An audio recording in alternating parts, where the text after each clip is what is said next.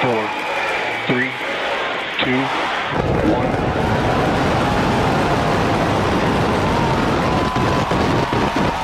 We have liftoff.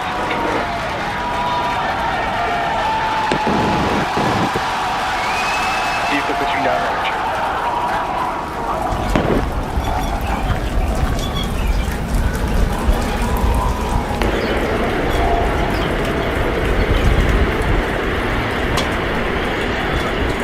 Chambers pressure nominal.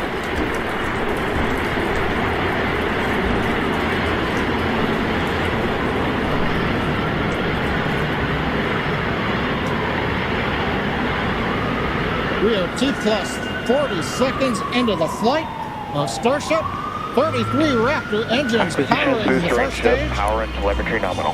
We've heard power and telemetry nominal call out. We're heading downrange over the Gulf of Mexico.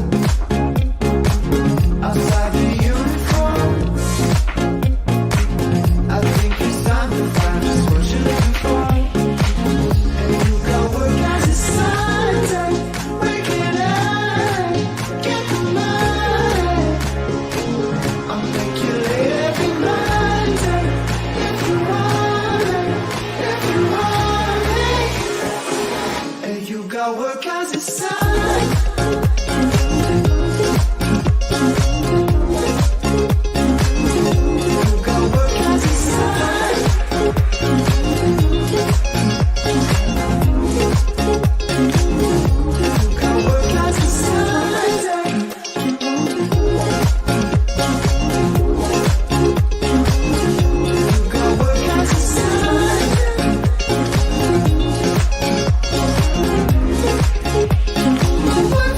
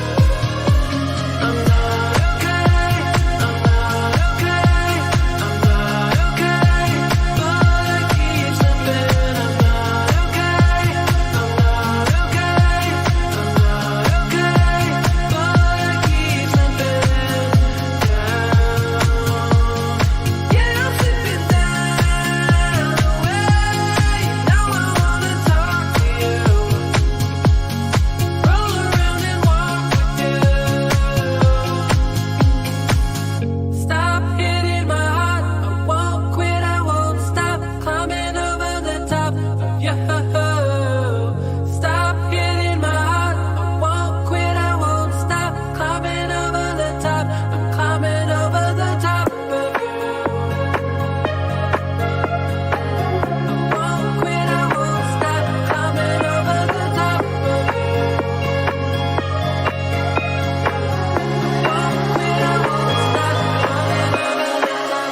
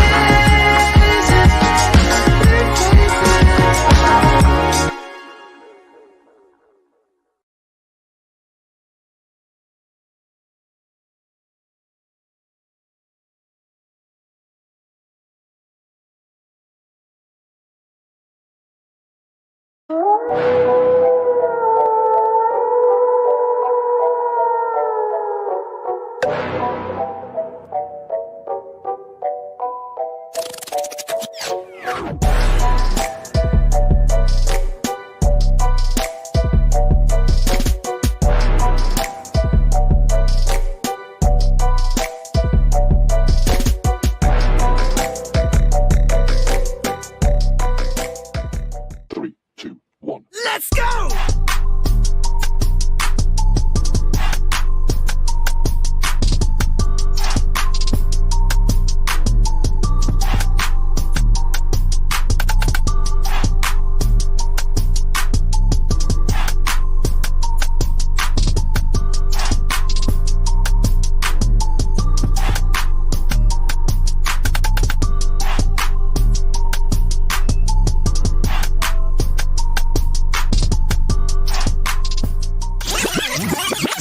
Oh, yeah.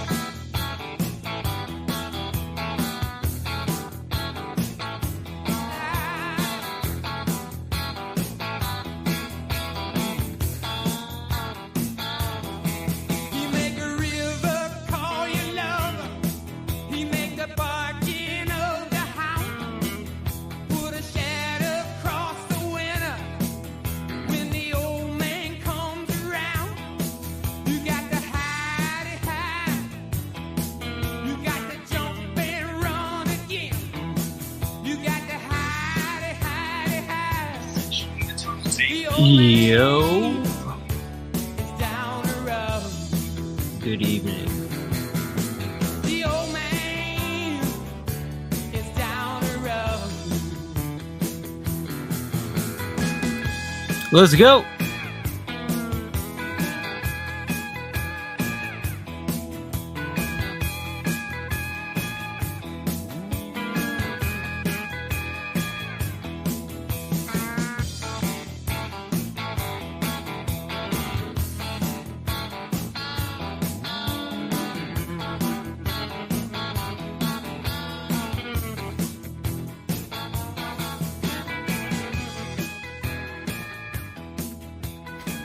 Who wants to get baptized tonight?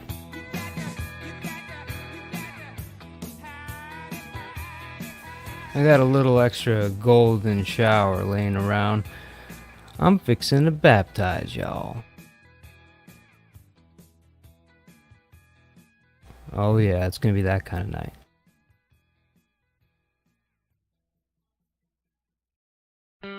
Well, how is everybody doing? Hey, it's not alive unless my music interrupts me from being in repeat mode. It's just common at this point. Wouldn't be alive without it. Well, if you look at your watches, it's not 2 a.m. I know, you guys are amazed.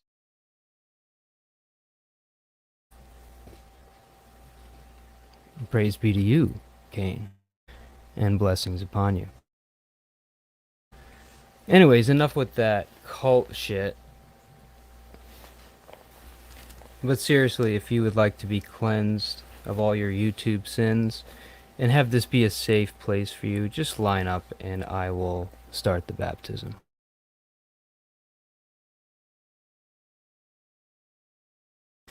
Can somebody call Dutch and make sure she's restreaming?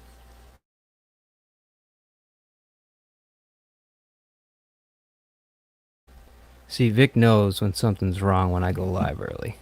He's getting nervous right now. No, you know what? I actually stopped by, and Kane can verify this. I stopped by All Things Serious, and he had a senior citizen complaint that he goes to bed before I go live. So I figured I would help the boomer out today and go live just a little bit earlier to see if he would show up. Now, if it doesn't work for this time slot, the next one's going to be a half an hour early, and we're going to keep going back until we get that amazing individual to show up and come up on panel.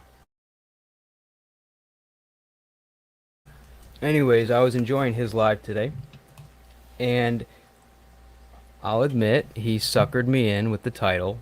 He said drama. All I saw was the word drama, and I'm like, I'm in, and I showed up right in the beginning.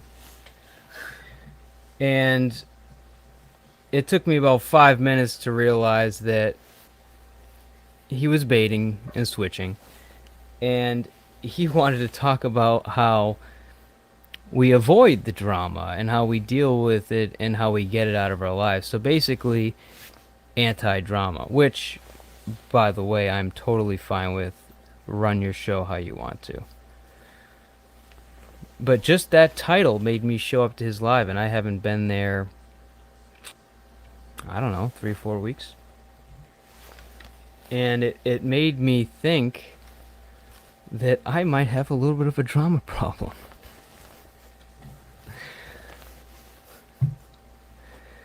Kind of an issue. I don't know if they have a Dramas Anonymous, but I may need some counseling or treatment. Because as much as I want to avoid the drama, just the mere mention of the word had my heart flutter, and I was like number 3 to his live.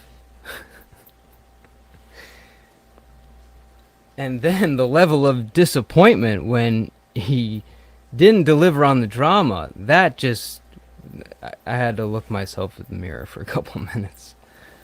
And I'm not sure if I recognized what's looking back at me. I think I'm turning into a chaos addict that, is one of those, like, those smokers that say, "Oh, I quit smoking," and then you see them like go smoke a cigarette out the back, and they think they're like nobody notices, and then they come in stinking like smoke. We're like, "Did you quit smoking?" Like, yeah. Oh, okay. That's like me with drama, I think, a little bit. And I've been avoiding it on my panel for a lot of reasons, and a lot of healthy reasons, and personal, as most of you know. But I've still been popping in, sometimes in the bushes. Sometimes I go in the chat, but I've still been going and seeing what's going on in the community, and I find myself not leaving the live when there's some shit going on. So, well, that's reassuring. And I can't say, Needles and Cheese, that I disagree with you. But why can't I look away from a car accident? Why am I tuning in and checking in on people I personally dislike and wouldn't want to breathe the same air, but I want to know what drama's going on? And I feel like we're kind of all, to a degree, I don't want to put us all in a category, but I feel like we're all, to a degree, wired this way. And I'm extremely curious as to why most people in the community, including myself, are fucking out of their minds. Is there like a mental prerequisite for those that Most are people going like to watch live a car wreck. or like the lives? Most people like to watch a car wreck. Most people can't help but look away. That's human nature. So a car wreck, I agree, but who does the shit that we're doing? Who gets on these lives and exposes themselves to people that just want to make everybody miserable, dox their families, do all kinds of hateful stuff, yet we're still here? Some of us are good and they go to lives that don't have that stuff. But I still see some of them occasionally in chat, and I know some of them are in the bushes. And they're watching, and they don't tell anybody. But are we all just fucked? Or are we on to something? Or are we the first to some crazy, like, genre of entertainment that's in its budding stages? Or are we all just seeking some kind of therapy that we desperately need and think that YouTube is going to somehow give us what we're looking for?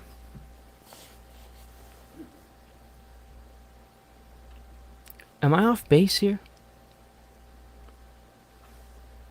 Am I saying something that's not hitting home?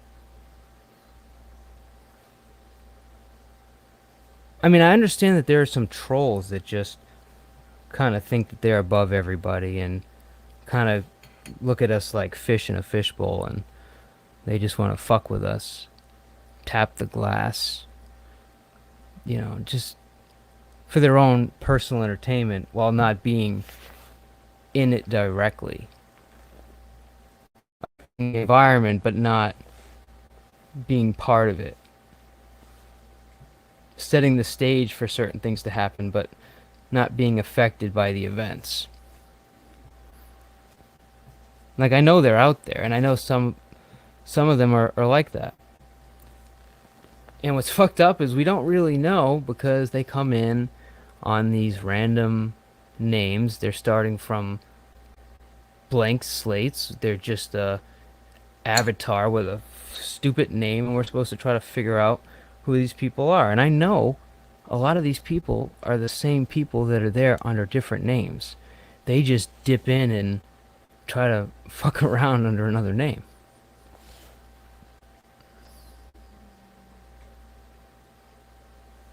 But that being said, do you not all agree that we got some kind of maybe crazy is the wrong word. Maybe fucked up is too harsh. But we all have some kind of similar wiring that has brought us all into this same very specific community. Because, I mean, listen, I talk to a lot of people and I ask a lot of questions about most people that I meet. I'd like to understand their situation, how they're handling the situation, where they started, and kind of just get like to know people down at their core, especially strangers, because they don't mind sharing everything with somebody they don't plan on seeing ever again.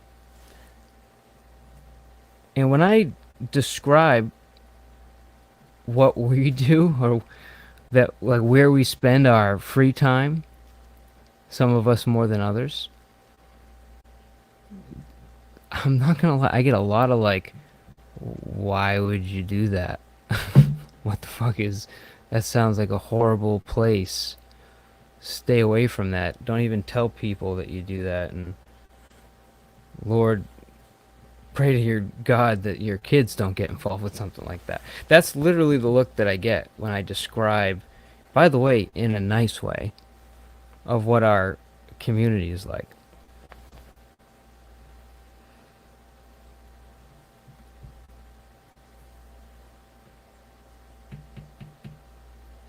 I mean, what do you guys think? Am I...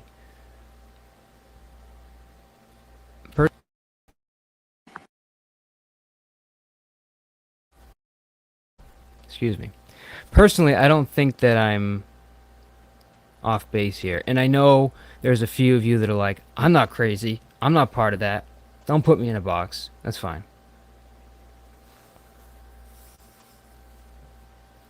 But for those of you that are thinking that, like, then why do you come to these lives? Because I see some people that, like, are doing well in life. They're killing it. And they still come here to fuck around. It's almost like a college kid coming back to his high school so he can play in the playground or run in his old field. It's like, why? You're done with this part. Move on.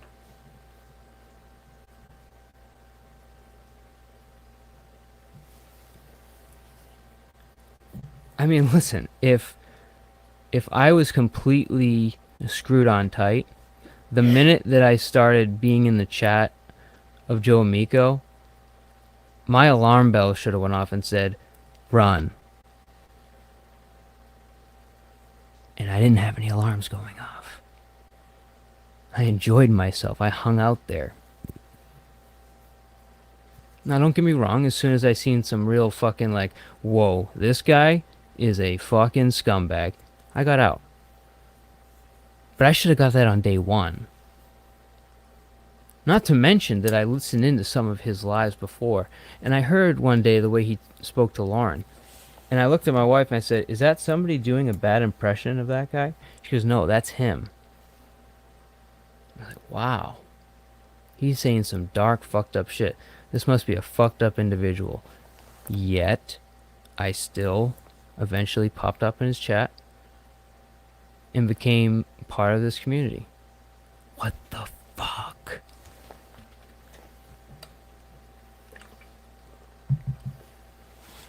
This is why people like Joey Waffles look at us and have this like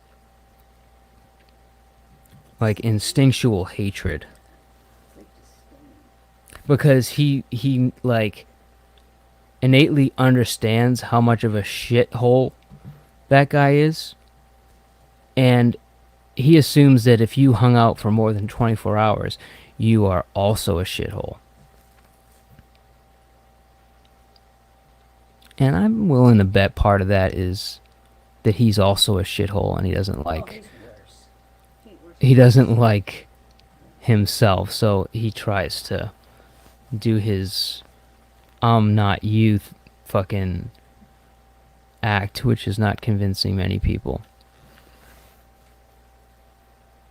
But I can see from his perspective why he would look at anybody that spent more than 24 hours around that motherfucker as a piece of shit. Now, being one of those shithole pieces of shit, I can tell you from me, like I do with everybody else, which is an issue, I assume they're a good person and a nice guy. And I give them slack. And I give them rope. I give them a lot of chances. And when those chances eventually run out, I'm out. I'm moving on. But I think a normal person wouldn't do that. I think a normal person would just smell shithole and say, I'm good.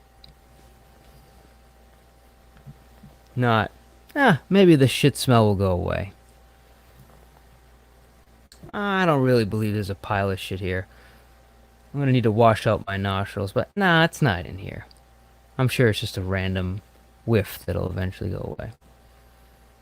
That's kind of the way I treated that situation until, oh, there it is. 8 piles of shit. I'm out.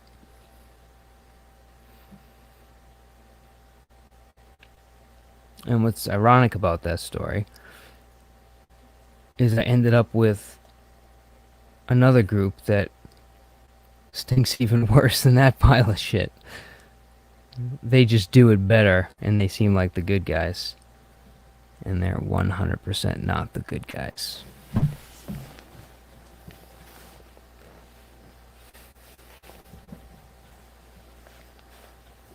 You know what I'm talking about.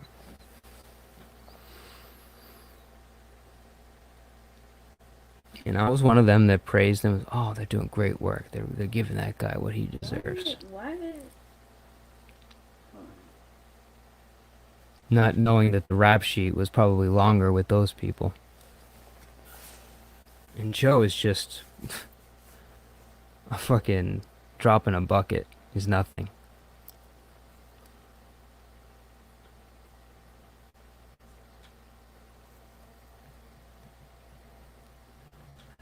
And then I fell into another group who seemed like, hey, they're different.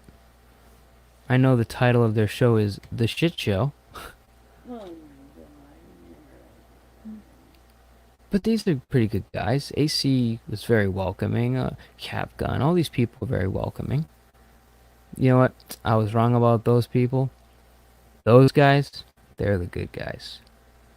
That guy, Bird, above board. Yeah, total legit good guy. AC, father, fucking great American. On and on until each one of them showed me that wasn't the fucking case. It's like I started with the people that were C actors, and then started getting to know people that were B actors. They were more convincing.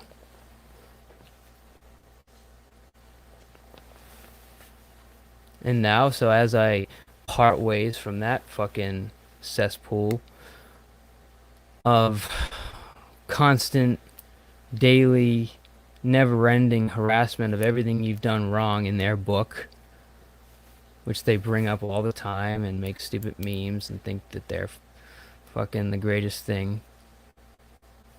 King turd on shit island, whatever the fucking expression is. Oh, you supported a chomo. How dare you? You took money from this man who is a pedophile. What were you thinking? Excuse me, you offed yourself on YouTube. Like, don't even look at me.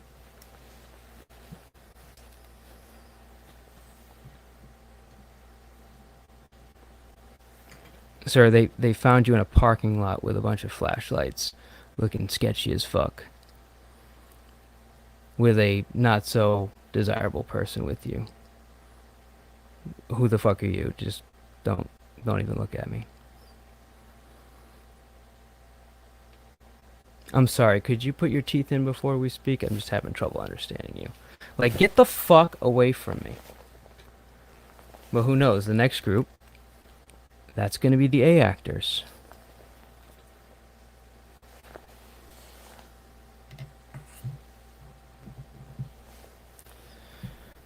or not. Because I'm kind of over, like, meeting new groups of people and communities. I'm totally fine with existing on my own island, and whoever wants to party here is welcome. But I'm done, like, trying to join other groups. I'm good. Because there's just more amigos, there's just more birds, there's just more diet ACs,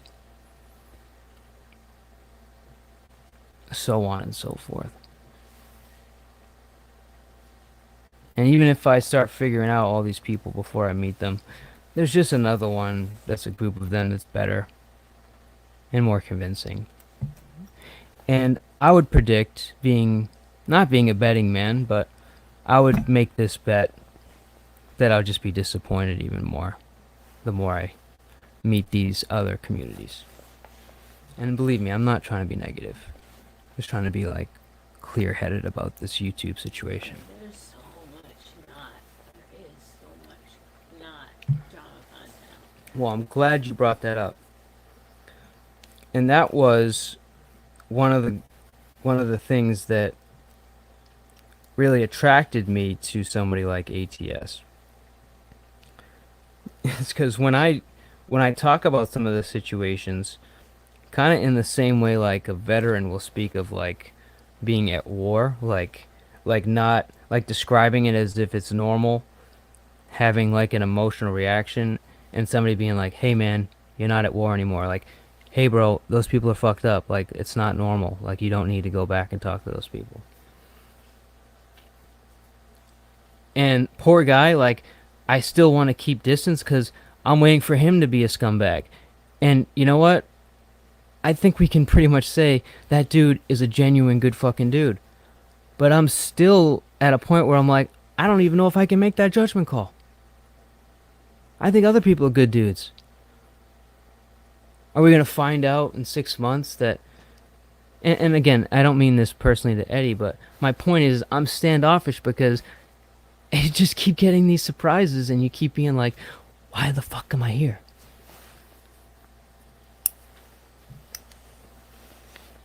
But Eddie is doing a fucking great job, and Eddie is all things serious. And despite luring me into his live with the title of drama, I loved listening to his unyielding commitment to not dealing with drama and knowing the effect that it has on you personally, on your health, on your interactions with other people and your friends, your family. Oh, look who showed up. And I really appreciate that commitment. And you know what?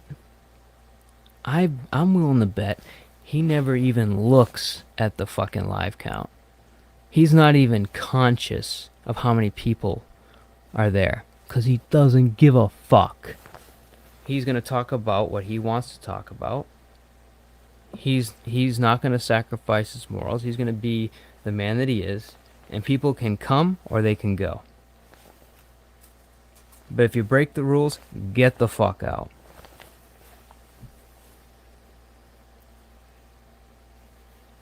And that, ladies and gentlemen, is what motivated me to go live. Because I still get that little pull like, man, let's cause some chaos. But when I look at somebody like All Things Serious, that makes me think that that guy's an idiot. And this guy actually knows what the fuck he's doing. And it doesn't matter how many people are in his lives. Because if he continues to do what he's doing, he'll have more than every one of us. Just give him time.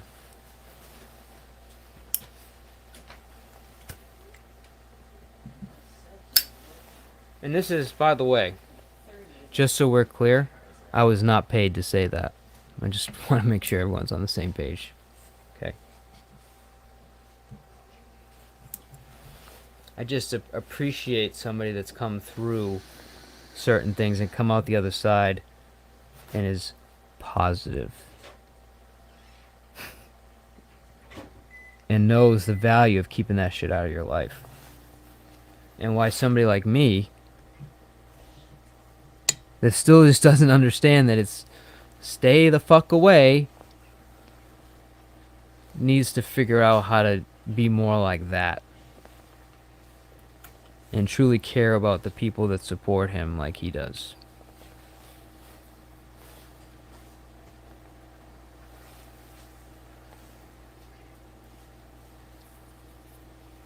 And I owe that to you guys. There's a lot of you that come here and we didn't necessarily start off great. Like, I'm willing to bet a good portion of you, we butted heads. Because we had opposing minds up here on these panels.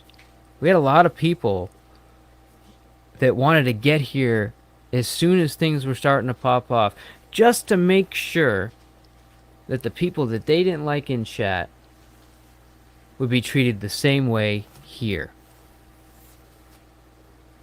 Let's keep it consistent. You want to be part of this community? That person did this. You shouldn't be around them. That person has this history. That person has that history. By the way, do you want to send a pizza to their house? Here's their address. Yeah, that's how they came here. And they want to be the first ones because they know all the people that have gotten beat up in this community would eventually try to look at this place as, hey, can I just come here and have a good time? Or is this just another you name the individuals panel?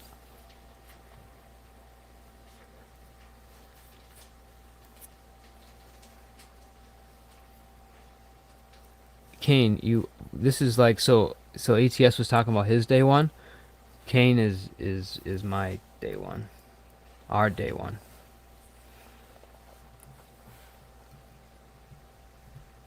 And I guess my point is that I haven't, even though it looks like I just basically said fuck it and started giving up, I really haven't. I just haven't found, until really today, I haven't found that true, like, cause that, like, radiates from, like, my soul to, like, come up here and speak the way I want to speak to you and really commit to the environment that I've been dreaming about since I started this channel. And I know most of the people that have come here the entire time know what I'm trying to do and have faith that we're going to get there. Despite all my, testing changes back and forth on different things.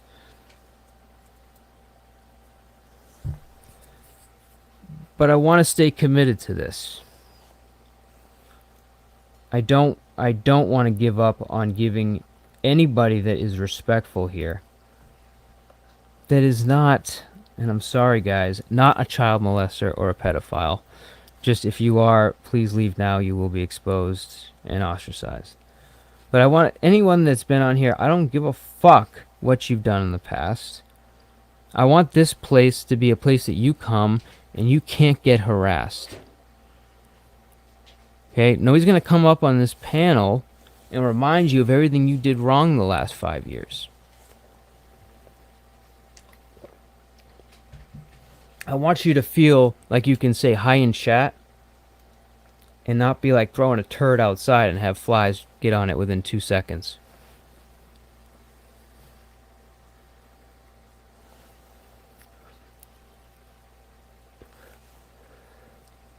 I know some of you visit other channels and the minute you say something, they all turn on you. Yeah. Not fucking here, man.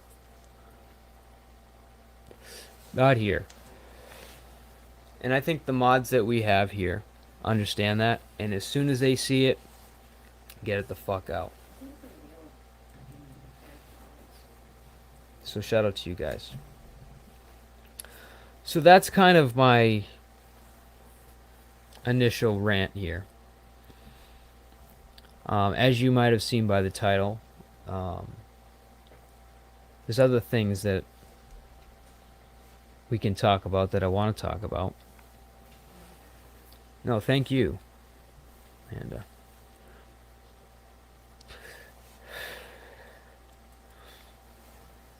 I got this awesome QAnon shaman that I would love to share with you guys. I know Lawless thinks I'm all in the QAnon, so I kind of thought of him when I was putting together this set list of things to listen to. But I want to hear from you guys first. There's a lot of people that are potentially in the chat that haven't been up here in a while. And I don't want this just to be the Mike, Vic, and Honeybees show. I want to hear from some of you guys that don't normally come up. Because it'd be nice to actually talk to you guys other than just seeing this picture and these words on a screen. You know what I'm saying? It's one of the reasons I love doing this is interpersonal communication at its best through the internet. Until they invent, feel-o-vision, which we can give each other hugs, and that'll be great. But until then, this is one of the top options. So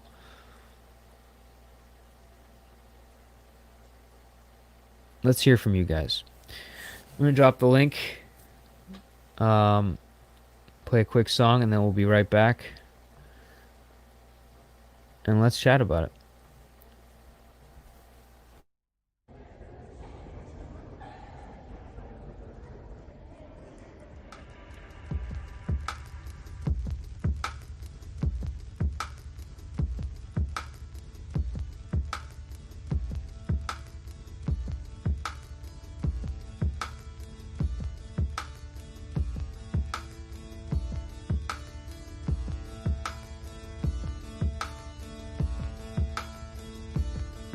I got you backstage.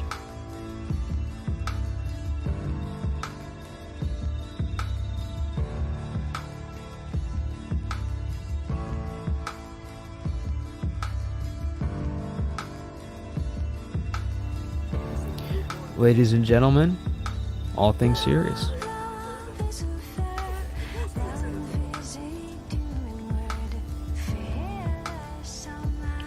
Welcome, brother. What's going on, bro? You know what's wild, right? I'll tell you this, is I walked into your conversation. I walked into it because my neighbor was over here. He served me a butt whooping in cribbage. And then I'm like, all right, let me see if Mr. P's live. And you weren't. And I heard what you had to say, and I'm touched by it. Even though you didn't have to, but thank you. I mean, and I don't mean this to be rude, but I didn't do it for you. I want know you people to didn't. know what Yeah. you're doing, because I'm still in admiration of the fact that you've maintained your course no matter what type of relationship you have with drama, no matter what the numbers might bring, no matter what entertainment it might bring at people's expense. You're not there for that. Nope. And I think that that's a quality that's extremely rare in this format. It is. And like today, I'll tell you this. I almost went off the rails. Because of a certain situation that happened. And I'm like, nope, level head. In personally or on YouTube?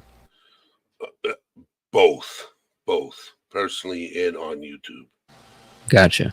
And the thing is I created something that I have to cherish.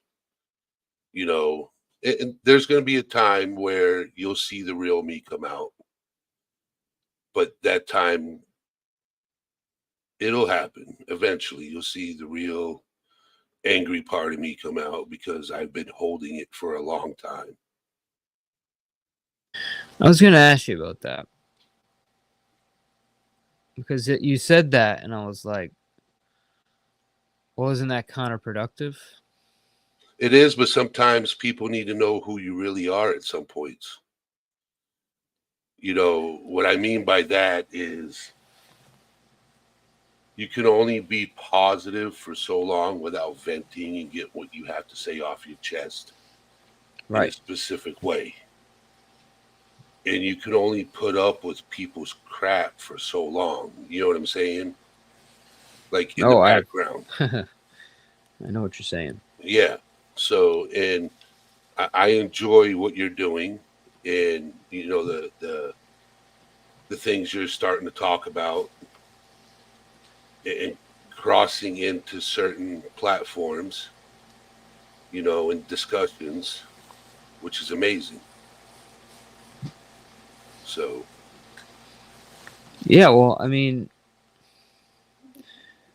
it wasn't necessarily that you inspired me to it as much as that it just like kept creating this like incredible like wake of residual like resentment and like unhappiness, and then like suddenly I started dreading going live, and I'm like, and I love doing this.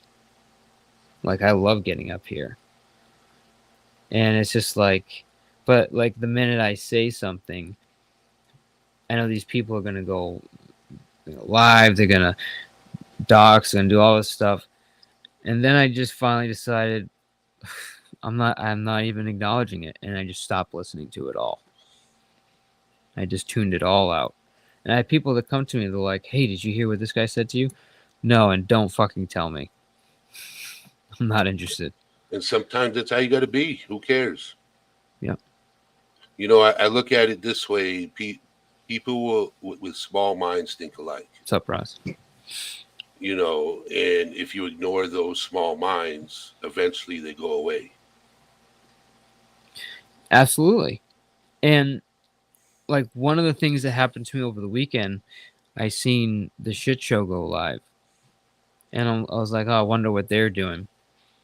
And I clicked in, and I'm seeing faces of individuals mocked up to be cartoons or whatever other embarrassing thing they wanted to put together. I'm seeing mentions of people's health, very horrible situations that happen, and they're just throwing it out there like they're just making fun of it. Somebody that I really admire that's in that group was kind of like, I was shocked to see how just fine with it they were, because I kind of thought that maybe they wouldn't be. And then I was like, damn it, I was on this panel like fucking 3 months ago, and they just targeted somebody different, and I was fine with it. And I'm like, fuck, dude, I'm the biggest piece of shit for even being part of that shit. And I don't even like, and I'm not, it's like, they can do whatever the fuck they want. But I was really disappointed when I like took like a third party perspective on what that whole situation's like. And I envisioned myself on that panel, and I'm like, damn it, dude, that's like the last place I should have ever been. So what I look at is growth. That's the biggest thing in life is growth. Facts. And as long as you're doing that, and you're looking at like what Needles and Cheese says, constantly innovating, looking at past mistakes, make adjustment, grows, it becomes better. I appreciate that, Needles and Cheese. Hey, Sonny. David, good to see you. So you got a lot of good people around you. Oh my God, very lucky. Yes, you got a lot of good people around you, and that's what matters the most, is having positive people on your side. Facts. And the ones that aren't positive, your mods know what to do. Yeah, I mean, bye bye. And they know it too. Like, especially the ones that have been here for a long time. I don't even need to look. Like, as soon as I see something, I'm like, damn it, I got to get rid of this. They already got it like 2 minutes ago. Yeah. So like, that's when your team is like you got great people in your chat when they just handle it. And that's very humbling, man. I gotta say, it's like, because it's not like I'm paying these people to do it. They just spend the time out of their own lives to help what we're doing here. Like That's what matters. That's fucking pretty amazing, I would think. Yes, it's called groupies. Yeah. That's what mine were called. Yeah, like, Sam okay. totally loves that, by the way. She's like, fuck you, Eddie. Let's just call them phone boning groupies.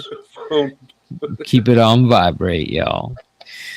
But that's a good one. There's been a lot of like there's some folks in the chat that let's be completely honest, they didn't get the wolf tattoo from me, but because of them being close to the channel, people thought that they got the wolf tattoo because of my amazing phone boning skills. So there was that. Which, by the way, anyone that wants to get a wolf tattoo, I'll go halves on it just to make sure it ends up on your body. Just call me. But anyways. You're Mark. I don't understand what that comment means. This one that's on the screen? Yes.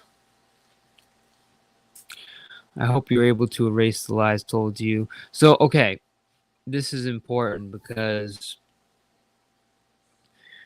somebody like Happy Hippie, there's other individuals that I won't name, this is what I was talking about, how people came ahead of them because they knew when all of a sudden this like hole opened up where there's another person doing lives, that there would be a lot of people that would come running into a live for somebody that didn't know their history, and they wouldn't, first of all, entertainment factor, obviously, but they wouldn't get treated like they were treated for somebody that, runs a channel in which they expose them, doxed them, lied about them, made them look like a shitty person. And a lot of those people really made a solid effort to get here before them just to make sure that I had that understanding prior to getting to know them. And then obviously finish with the line of, oh, but you get to know them on your own. After I've spewed all this information in your head, but you get to know them. I don't know. And to Happy Hippie's comment, I'm not even remembering them. Like I'm literally like probably the best at forgetting everything people have done, and I just treat you as you're treating me like right now.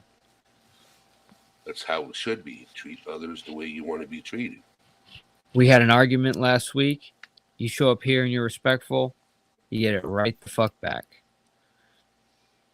We're all human. Yeah. Fortunately, unfortunately. People make mistakes. You learn by them. Move forward. But yeah, and when I started really, because I don't think you've seen a lot of this towards the end, and I understand because of the time difference. I do a lot of like 1 in the mornings, and I get it. It's not conducive for everybody. But when I started pushing back and started, trying to give folks like a safe place, it just got like there was so much anger for the people that like have these channels for like the last like few years, and you can't do that. You can't give people a safe place. You're an idiot for trying this and that. like a real concerted effort to just make sure that it, like, I believed it was the worst idea and that I would fail and they would laugh at me as I failed. And those people ain't worth the oxygen you breathe. If they're making fun of what you're trying to do and anything else. But let me play devil's advocate with you for a second. So you're running a channel Yep. You have your standards. You know, you look, I don't want drama. I don't want certain things. And somebody comes to you and says, hey, do you know who this, I don't know, Slippery Wood guy is? Let me just give you a random name. No. Yo, Slippery Wood's the guy that, like, took Jake's mom's info and put it in a newspaper and then left her a bag of shit on her doorstep like 2 years ago and then went to jail for it. And he's like super nice in the chat, like supporting you and everything. And because you don't know this guy, you haven't been around, like, to me, that's like a mental predicament, you know, because me, I'm like, hey, you're just wet wood. I don't know you. Thanks for being here. You know, you like the channel, you know, want to come up on panel. And then the guy that's dealt with this guy in the past is trying to make sure that I know ahead of time that this guy's a piece of shit. And you should think he's a piece of shit too, unless you want to be seen with this piece of shit. And everyone's going to assume you're a piece of shit as well. And that's literally what's happening. Guilty by association, right? And what do? Do you just say, you know what? Fuck it. Slippery was good. I don't give a fuck what he did. Or do you take consideration to somebody saying, hey, man, I'm just trying to let you know who they are. You think about it yourself. It's like, who do you trust? Well, how do you go about that?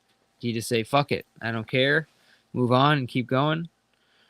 Or do you heed advice and don't learn the hard way? Because the way I see it, if you don't listen, you're the asshole that needs to go through pain in order to learn.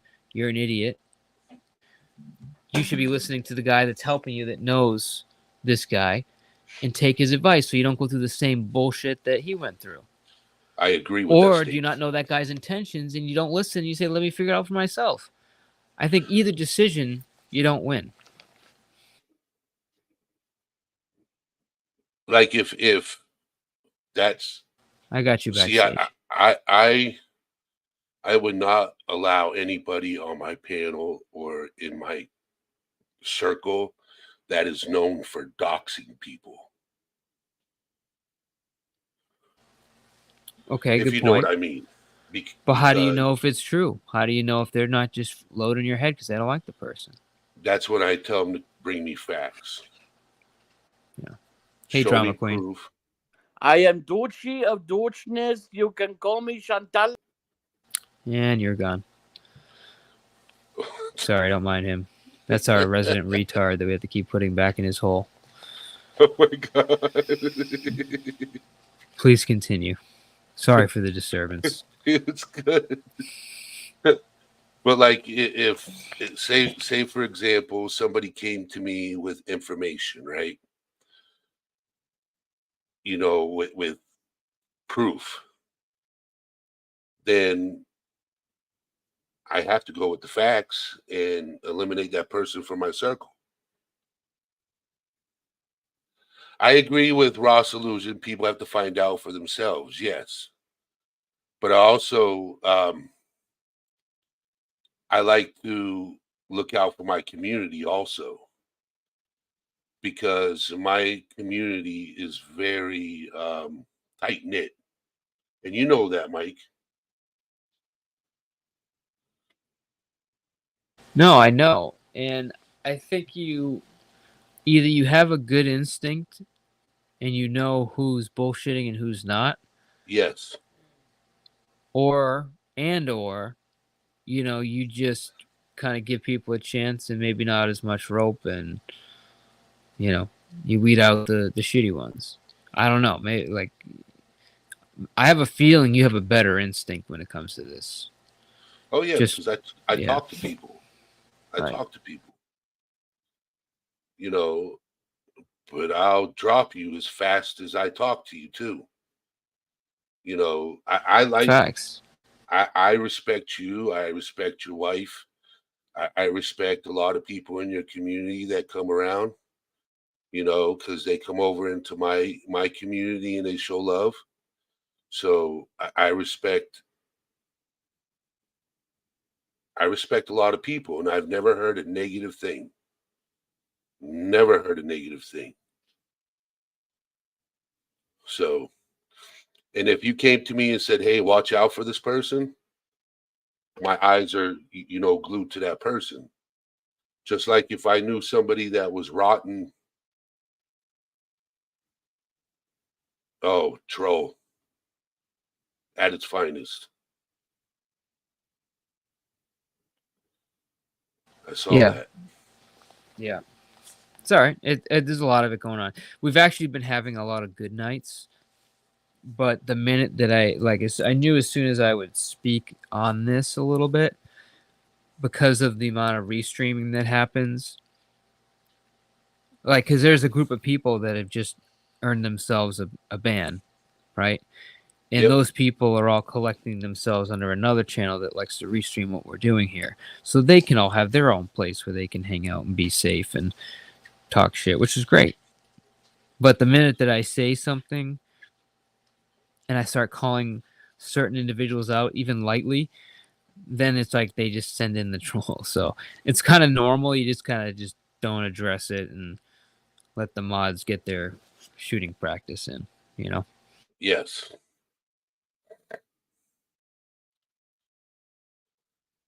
So how was your New Year's? New Year's was quiet, man.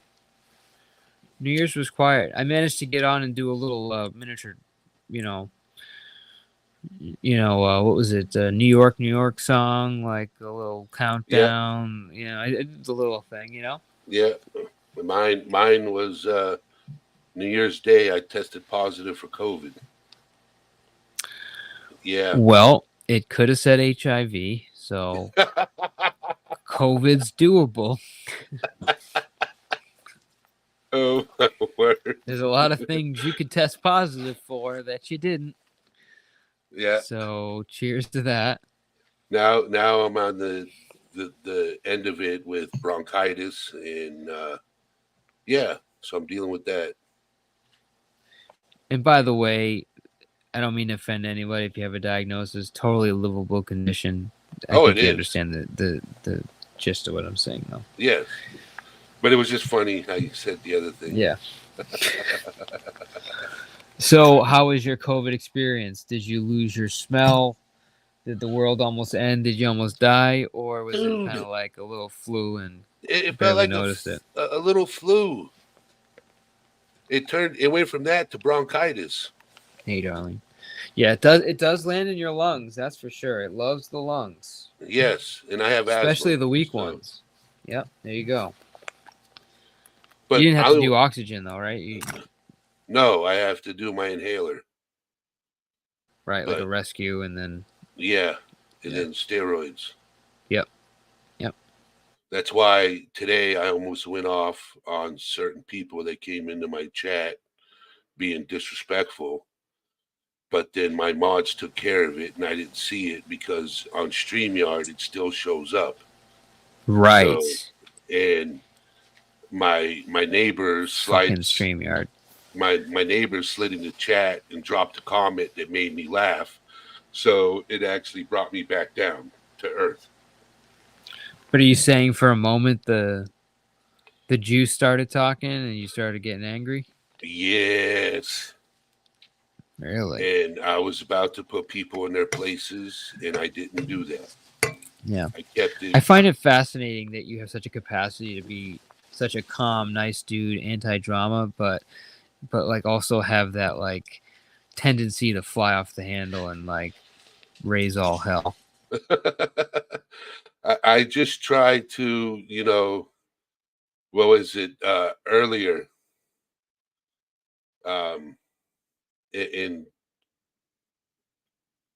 See, there was drama that went on yesterday, right?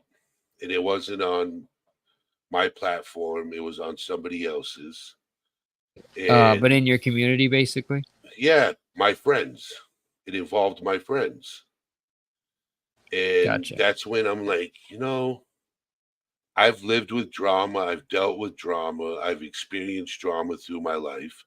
That's a good topic to talk about. So I took what I went through with drama in my life and how I eliminated it completely. I don't let it affect me one bit to a certain extent. Because sometimes you get pulled into it and you don't realize it until it's too late. Facts. And that happens. That's part of living life. That's part of learning. You know, you have no control sometimes. And you have dealt with a lot of drama, Mike. A lot of drama. And I respect you for sticking to what you do and not giving up on it. Well, kind of like I was saying, like part of it is that I like the chaos.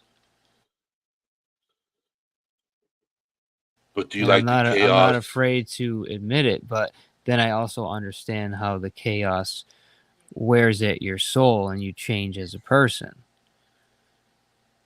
But there's something about like seeing a group of people and me saying something that causes like a blow up or chaos. And it's like I just like dropping it and then watching it unfold. And that's, to me, it's kind of sick. It's like, why do you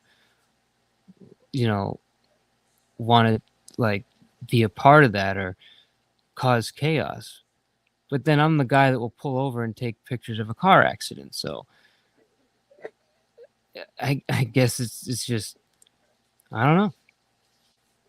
It's weird. So I kind of like you need to curve that and not give it any like energy or oxygen and just start focusing on like good stuff, like not crazy shit. Because drama can drain you. It can really drain you mentally. I think it even like it drains you, but for me it consumes me. Like I'll keep thinking about it and checking in on it and wanting to see the ripples of the effects of things that are happening. And it's just like why?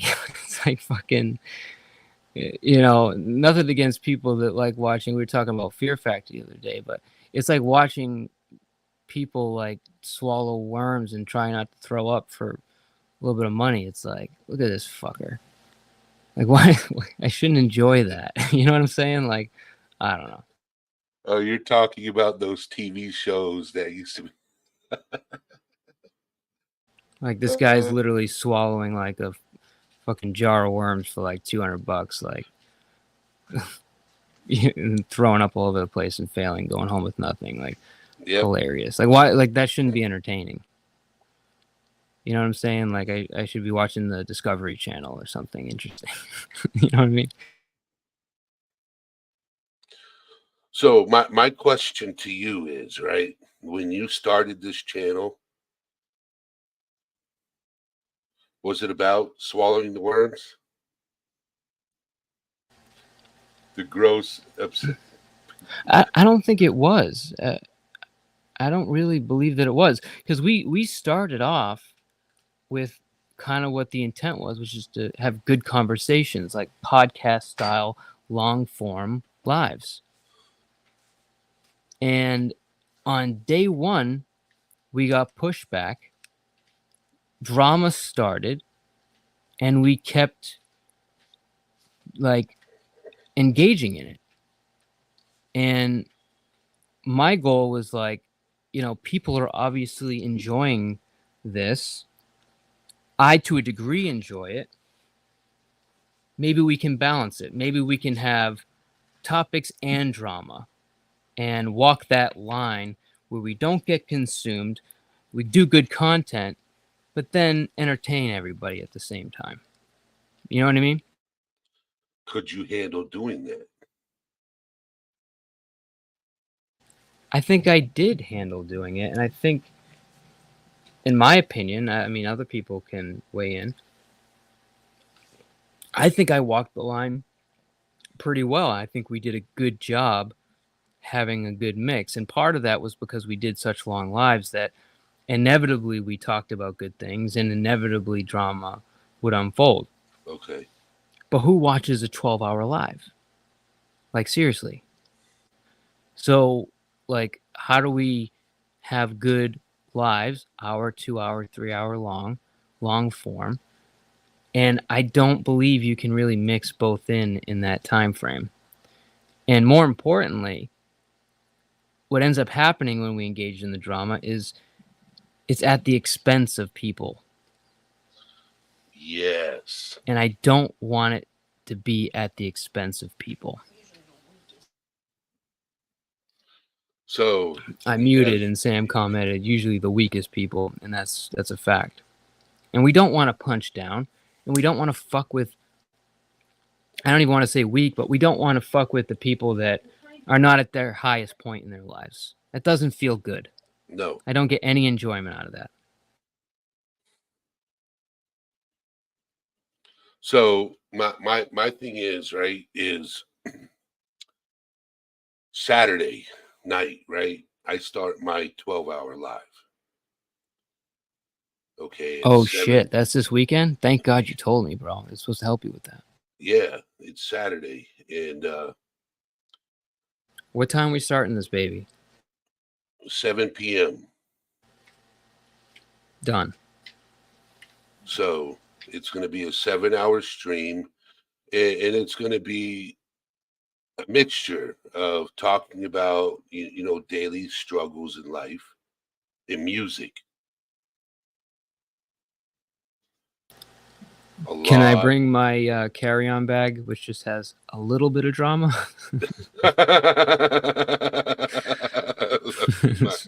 Just fucking around. We could give them therapeutic sessions. I'm actually great at therapy. By the way, I'm thinking I should start a taxi therapy service because apparently I do amazing, mental consultations and, help people that are at a crossroads in their life, because I cannot tell you how much shit is dumped on me in an Uber ride and they leave like, hey, thanks for that. Like damn it, I should be charging for this. What the fuck? Should be a new channel, like Uber therapy or something, Connie Corso's mom says we have trolls follow us wherever we go. That's true. Yeah. Well, I have you know how you have your mods, right? I don't know what you call your mods, like your group of people, but over on my platform, all my mods, except for one because he's not, we call them serious bitches. Nice. That's what we call them. And I've already got their approval to call them that because they are some serious bitches. I like it. Yeah, they're on their toes. They know who to look for, who to get rid of. They know. I think we're unofficially, and maybe we should just solidify that tonight, but I think we're unofficially a pack. Yeah, the mods are part of the pack. Yes. Maybe they need a separate name, sorry, this is gonna suck, guys. It's just the first one I'm throwing out, like Alpha Hound or fucking Big Dog or fucking I don't know. Let's shoot a couple options out here. Help me get better. Senior Dog. Senior Dog. The Bloodhounds, right? Yeah. Canine bitch. I don't know. We'll figure it out.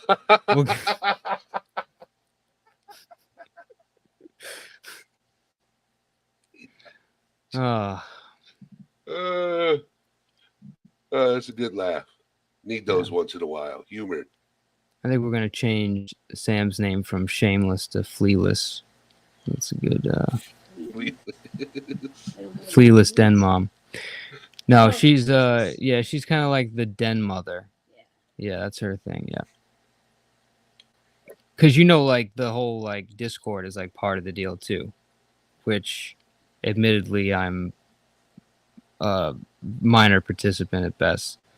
but Sam kind of runs the Discord, and it was built by a couple individuals, including Chicky, and we got a couple great mods that manage that. But it's just like that's like kind of like I just love the fact that people feel comfortable to hang out and share things there and just kind of have like a good time, and that's part of the channel. That's part of the deal. You know that. You have a great Discord. I love your Discord. Yeah, we Great VCs, by the way. We're dropping the ball on VCs. You are not dropping the ball on VCs. You're killing it on VCs. yeah, we try to at the end of lives, we try to have voice chats, to get people to tell me how well I did or if I could work on something better on my live. I always like constructive criticism. You can't, if somebody says, hey, I would have done this better or that better, it's not because they're shitting on you, it's because they care about your product. So you're saying like resist the urge to say, why don't you get your own fucking channel then? That's not the healthy response you're saying? No. All right, no, I'm writing no. this down.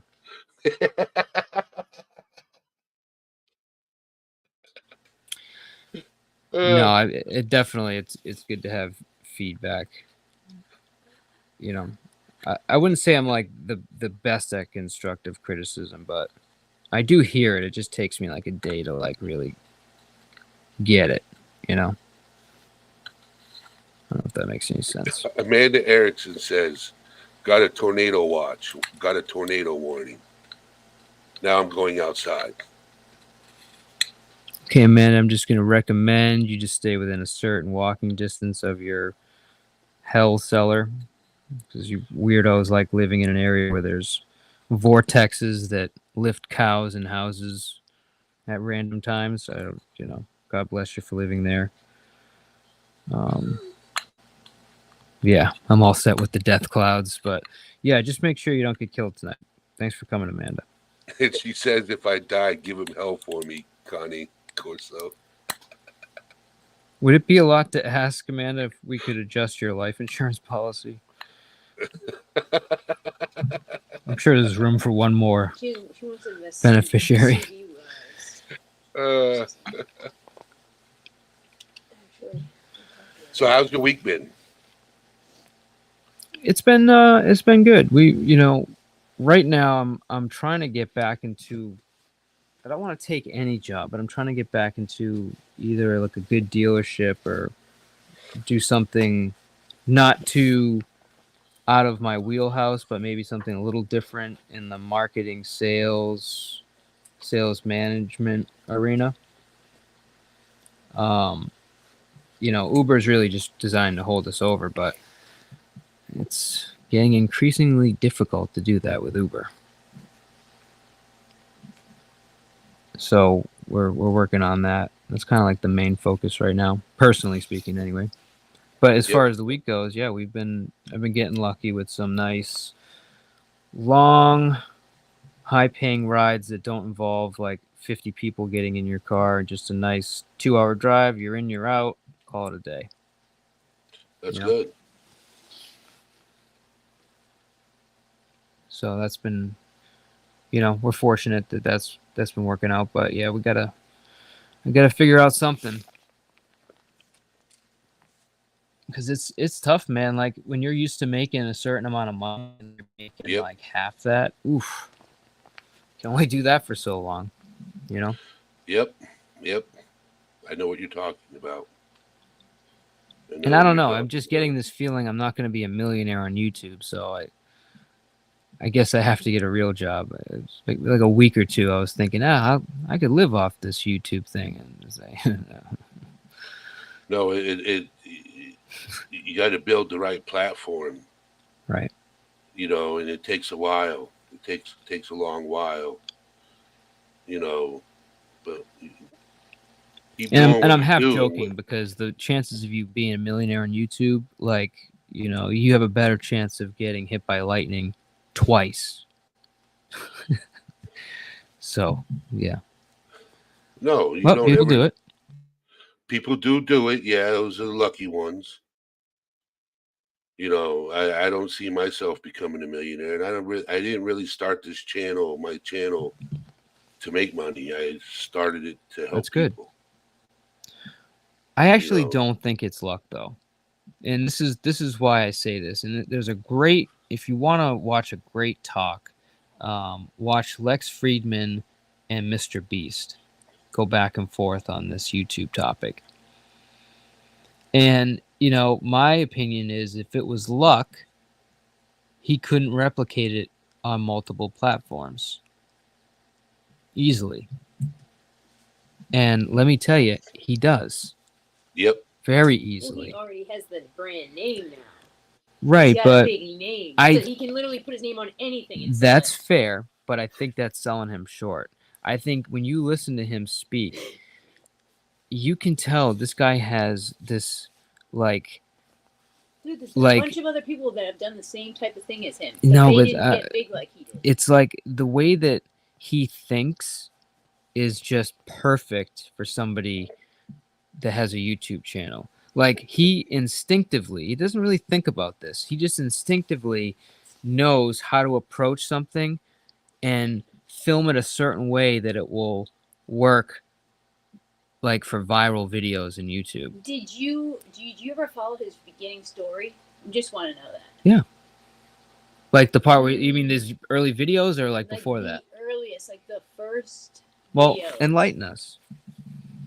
So the way he started off was by, like taking like his whole paycheck or something, and just liquidating it and handing it to some random homeless person, and that's how he started his videos, and then got money from advertisers basically that wanted to invest, and they were like, I don't know, freaking double my money. I forget what it was, but either way, he had the choice to basically have all of his rent money and all the money for his bills, and just randomly give it to somebody and film it for 1 minute. All right, so you know how many people have done that? Like thousands, probably.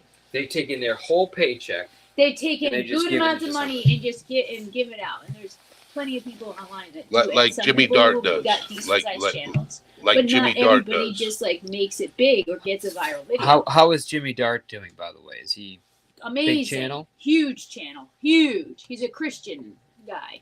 okay? Is there any example of somebody that's done it and failed? Sure, there's tons of videos that are just random videos. Like, give me an example. You know Because, anybody? like, unless you make a bunch of money from that video, you're not able to invest to keep giving people hundreds of dollars.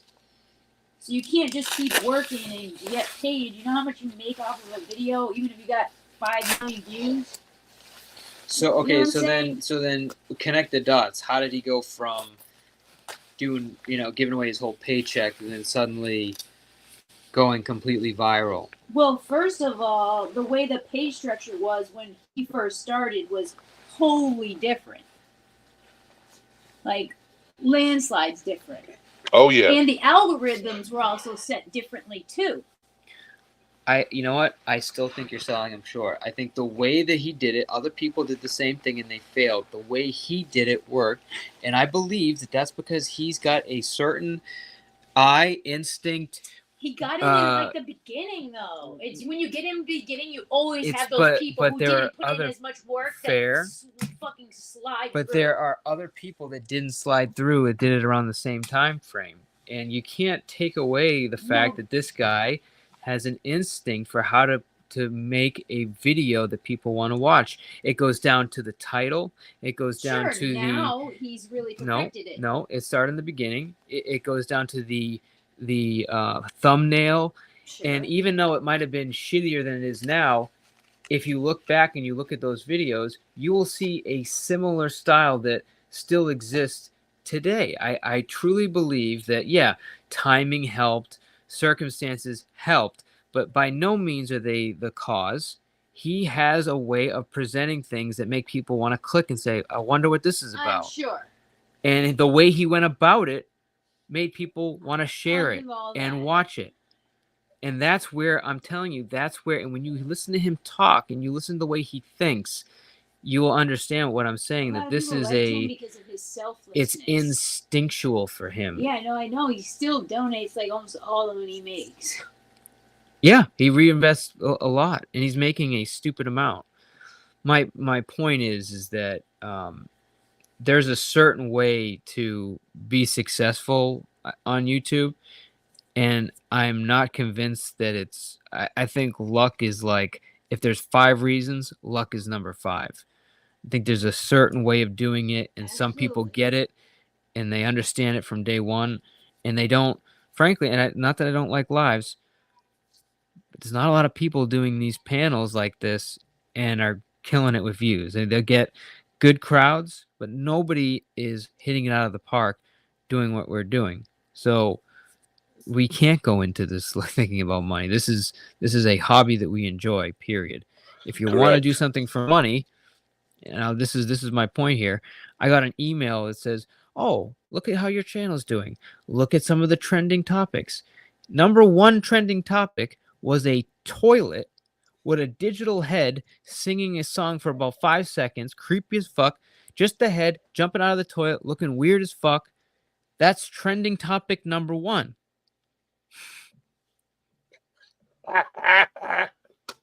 I shit you not. You can look it up right now. It's called Skibidi Toilet or something. I'll tell you right here. Number 1 trending topic. I don't even think about stuff like that. There's nothing in my brain that would say, you know what? Let's film something with this guy just ahead, popping out, scaring people of a toilet while he's singing some funny song. That'll kill it. Like, dude, I never even get there mentally.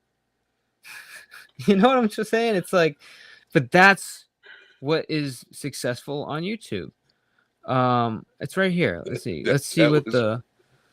Dude, I shit you not. I'll read you down the first 5. It's number 1. It's spelled SKIBIDI toilet. Number 1. Okay. Number 2 is grimace shake, which shows a old lady sucking down a shake, and she really looks like she's potentially enjoying it, but could throw up at any second. Israel Palestine's number 3. Peaches, with parentheses, browser Jack Black, which has Jack Black in a green suit with red wig on. I don't know what that is. Gaming, Legends of Zelda. Garden of Ban, Barbie 2023, Pesmo Pluma, I don't even know what that is. Artificial Intelligence, and Miley Cyrus. That's what's on YouTube. That's what's big. That's what's killing it. Not heart-to-hearts with your subscribers, not good quality conversations. Oh, man in toilet singing a song. Peso Pluma is a singer, an artist from Mexico. Yeah, it's definitely a band. I can see that in the photo. Looks like they play instruments like a trombone. Let's welcome Ross Kahn to the stage. Welcome, Ross. And she's gone. I think she might have hit the wrong button. What's up, Meme? Shopbug, good to see you. You know what I'm trying to get at, man? Yeah, I know what you're trying to get at. It takes time. Anything you do takes time. Sure, but I also think it, like, if you you got to appeal to a certain audience, you know. An intellectual conversation is not really it. People just want to go on and see stupid shit on YouTube and laugh. The fuck, man? I've been in the basement for like 30 minutes. I am so sorry. I'm a complete piece of shit. I don't even know why you come to this live. Welcome, Ross. Man. You know, I come to this live because, because I feel welcome here. You know, that's why. I'm so glad you said that word, too. Thank you. I'm glad you feel welcome. But, I have to be honest with you. I really feel welcome everywhere. So, anyways. I know. Everywhere you go, I'll pop in a chat. I'll get one Mr. P. You pop in there, they're like fucking 50. Hey, Ross. Damn.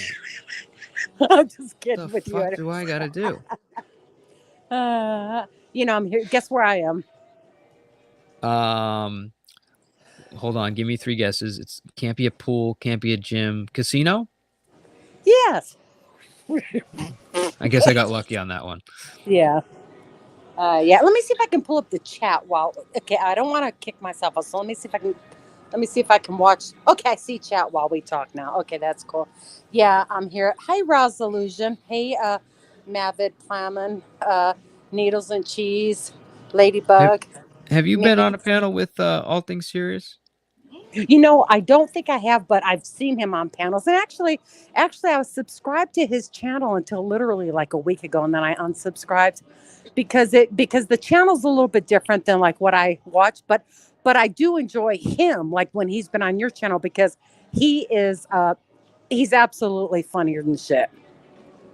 No, he is, and we were just talking about this. Is it the lack of drama? No.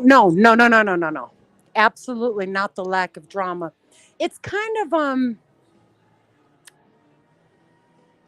I think it just lacks a little bit of because the topics are great, but I think there needs to be a little bit of like maybe comic relief.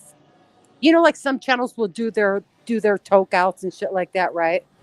Sure. Oh, it's been 1 hour. Let's do a toke out. Blah blah blah blah blah. I think it lacks just a slight bit of comic relief, if that makes any sense. Even though the channel is. That's what I try that's to fair. do. That's what I try to do when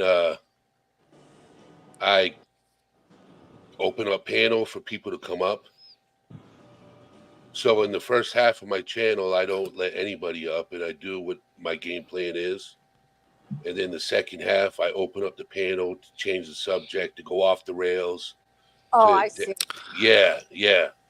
I think what she's saying is the All Things Serious may be like very serious. Listen, and she's like she kind of like All Things Serious. Yeah, I'm sorry. Most all of the time. Yeah, I don't mean to be all things unserious right now. But listen, I have to take a moment to greet my fans in the audience. So I'd like to say, hello to Darlene McGee. How you doing, hon? Now Taco and Yoshi says, "Rock on subs because." Hold on. Here's your theme music. Go ahead. Greet the chat. Ross unsubbed from me because of Yoshi giving her dirty looks. Actually, I do love Taco.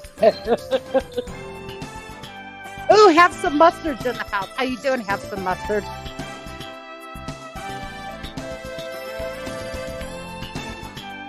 I don't think I've seen Shotbug here before. Maybe you have, but welcome, Shotbug. Welcome to the best show on YouTube. Hi, Mr. B. Anyways, we got our 90s. Can you tell me why? Done. Can you, excuse me, I don't mean to be demanding or Go anything ahead. like that. Do your thing. But can you please tell me why music was interrupting my greetings? Well, that's kind of always been part of the show, and it's this awkward music that just makes people not know what to say. That just is like the. Am I ever at a loss for words? It's like whipped cream on top of a pie. Listen, like, I don't need music. Makes a mess, but it's so good. Listen, okay, but also I'd also like to say hello to some other people that might be observing. Please. Now, I don't know if they are or not, but I was kind of scanning through the lives and stuff like that. I know there was this other channel that was live that enjoys your channel. So please forgive me if you don't like anybody I'm saying hello to, but I like Stop to say being polite. Just be rude and do whatever you want. I just want to say hello to Duchess of Dutchness. Hey, Dutchie, how you doing, girl? Let me say hello to Brian. We know you're watching. Brian King, if he's over there. Hey, what's up, Brian King? Sugar Crits, if you're there. Peace, love, and smiles, if you're there. Hey, what's up? Let's see. Hey, Brian, congratulations on the bed, by the way. I don't know who else might be there. Wait, let me see. I'm trying to think of who else might be there. Anyways, if you're there, hello. This is Ross Khan. I love you guys too. There you go. I am so glad Frauditor Island brought up Jew tunnels. I'm glad you came. We are going to get there. Be patient. Jew tunnels. Hey, what's up, Aquatic Amateur Addiction? Not in that order. Hey, but yeah. Oh my God, a happy hippie. I love a happy hippie. Ladybug, what's up? Yeah. So it's fun. I'm Yeah, sorry, did I? Ross is our local celebrity. Used to have a channel. That, from what I can tell, based on how you interact with the chat, was very successful at one point. I'm not sure why you stopped. Well, I stopped because actually, to tell you the truth, I basically, I think the reason I stopped is because I did get into the drama community a bit, and I let it get to me, and it brought out the worst in me. And at one point in time, I mean, I literally experienced a nervous breakdown. I mean, I was just like losing it. I was You don't literally say. yeah, I was going through a lot of stuff though. My husband and I had split up, and I had just moved into my own home, bought a new home by myself, so it was pretty quite real and stuff. And anyways, just a bunch of shit. So I decided, I've decided I'd be okay if I just didn't wake up the next day because I felt like my life was fulfilled and I didn't need to deal with a bunch of bullshit. It was stupid. And so I did. I took some pills and shit, and then I was out for there was like 2 days of my life that I lost, that I don't know what happened to me, literally physically, because I was out of it. Anyways, so the bottom line is I fucked myself up, and my daughters, they hated it. They hated what I did, and I recovered, and I've always been a happy person, but I do suffer from depression. I have for like many years, and it actually got the best of me. And so the bottom line is my daughters just said, Mom, you need to get rid of YouTube. That's it. You get rid of YouTube. I mean, there was like no ifs, ands, or buts. Like my youngest daughter was like, Mom, if you don't get rid of YouTube, you're never seeing Aaliyah again. Like she would have never done that with my granddaughter, but she was like putting that in my face, right? So anyways, when I got out of the hospital, I went to my daughter's house. I didn't go home to be by myself. I went to my daughter's house to be with her and her husband and my granddaughter for a few days before I actually, then transitioned to my own home again. And while I was at my daughter's house, we sat there on the computer, and she literally, personally, with her own fingers, permanently deleted anything that I had to do with YouTube. And how did that feel when she did it in that moment? Were you actually relieved, or were you yeah, like, I was. no? Yep. Okay. Nope. I was actually okay with it. Good. I literally was. And and so there's been times where I've kind of come and gone from YouTube. Like I'm here for a month, and then I'm gone for like 2 weeks, and I'm here for a month, and then I'm gone for 2 weeks, and I'm here for 2 weeks, and I'm gone for a month. It's like, so the thing is I don't literally it's not like it used to be. I literally felt like I had to be there. I had this feeling like I had to be there. Right. I had to be everywhere. I had to know what was going on. I'd have multiple screens up.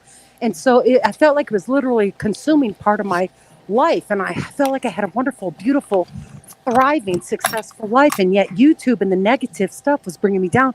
And I became evil, like saying rotten things to people that in my normal everyday life, I simply wouldn't do. So there you go. So yes, you'll see people saying hello to me in chats, and I go to some chats and people haven't seen me in a year, and they're like, "Oh my God, where's your channel? When are you coming back?" Because I'm other places that you guys don't know. You know what I mean?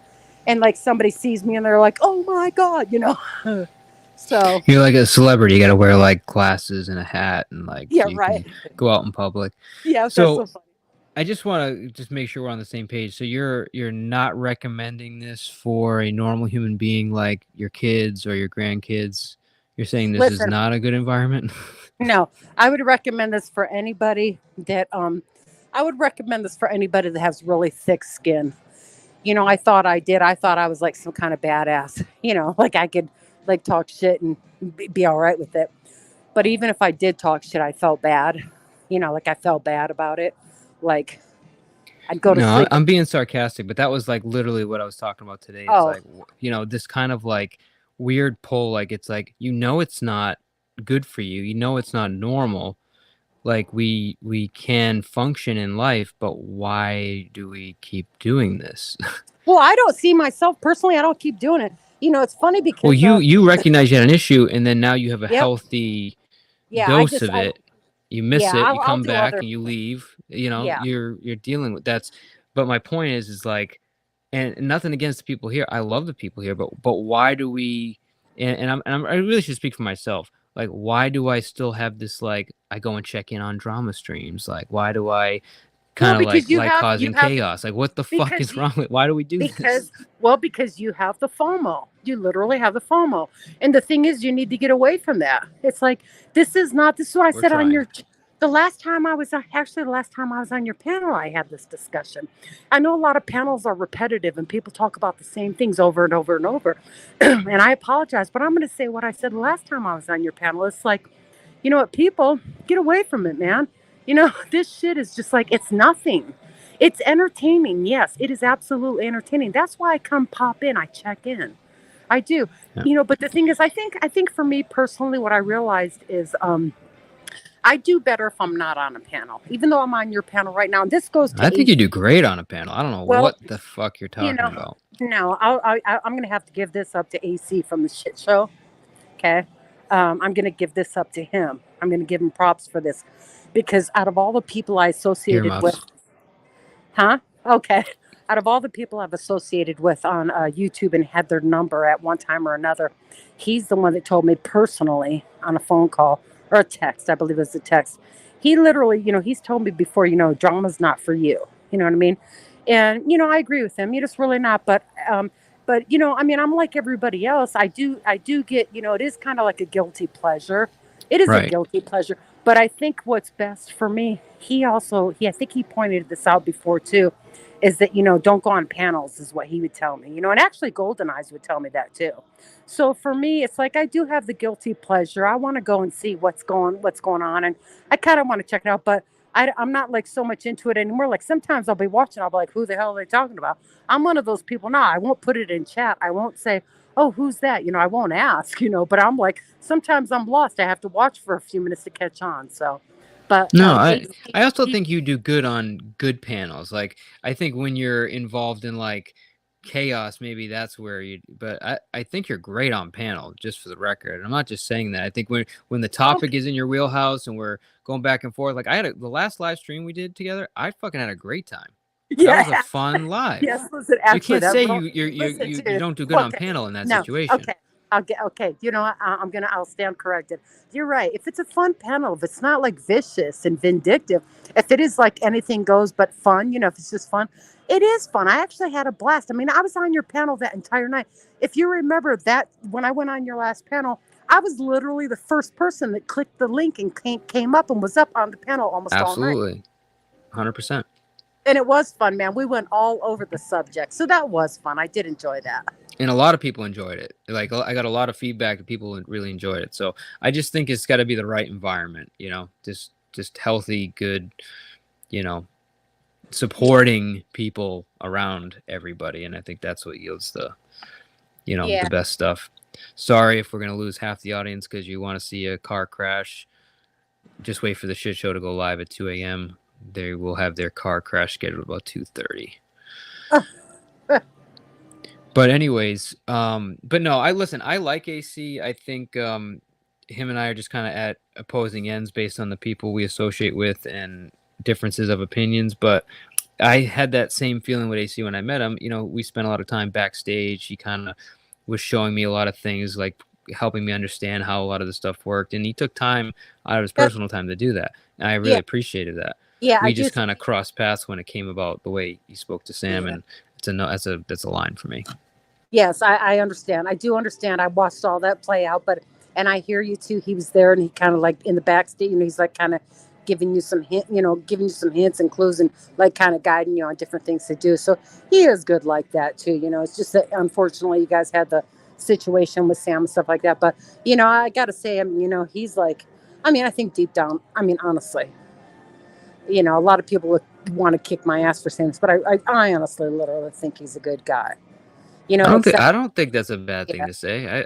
I feel the same way. I don't think nobody should kick your ass for saying that.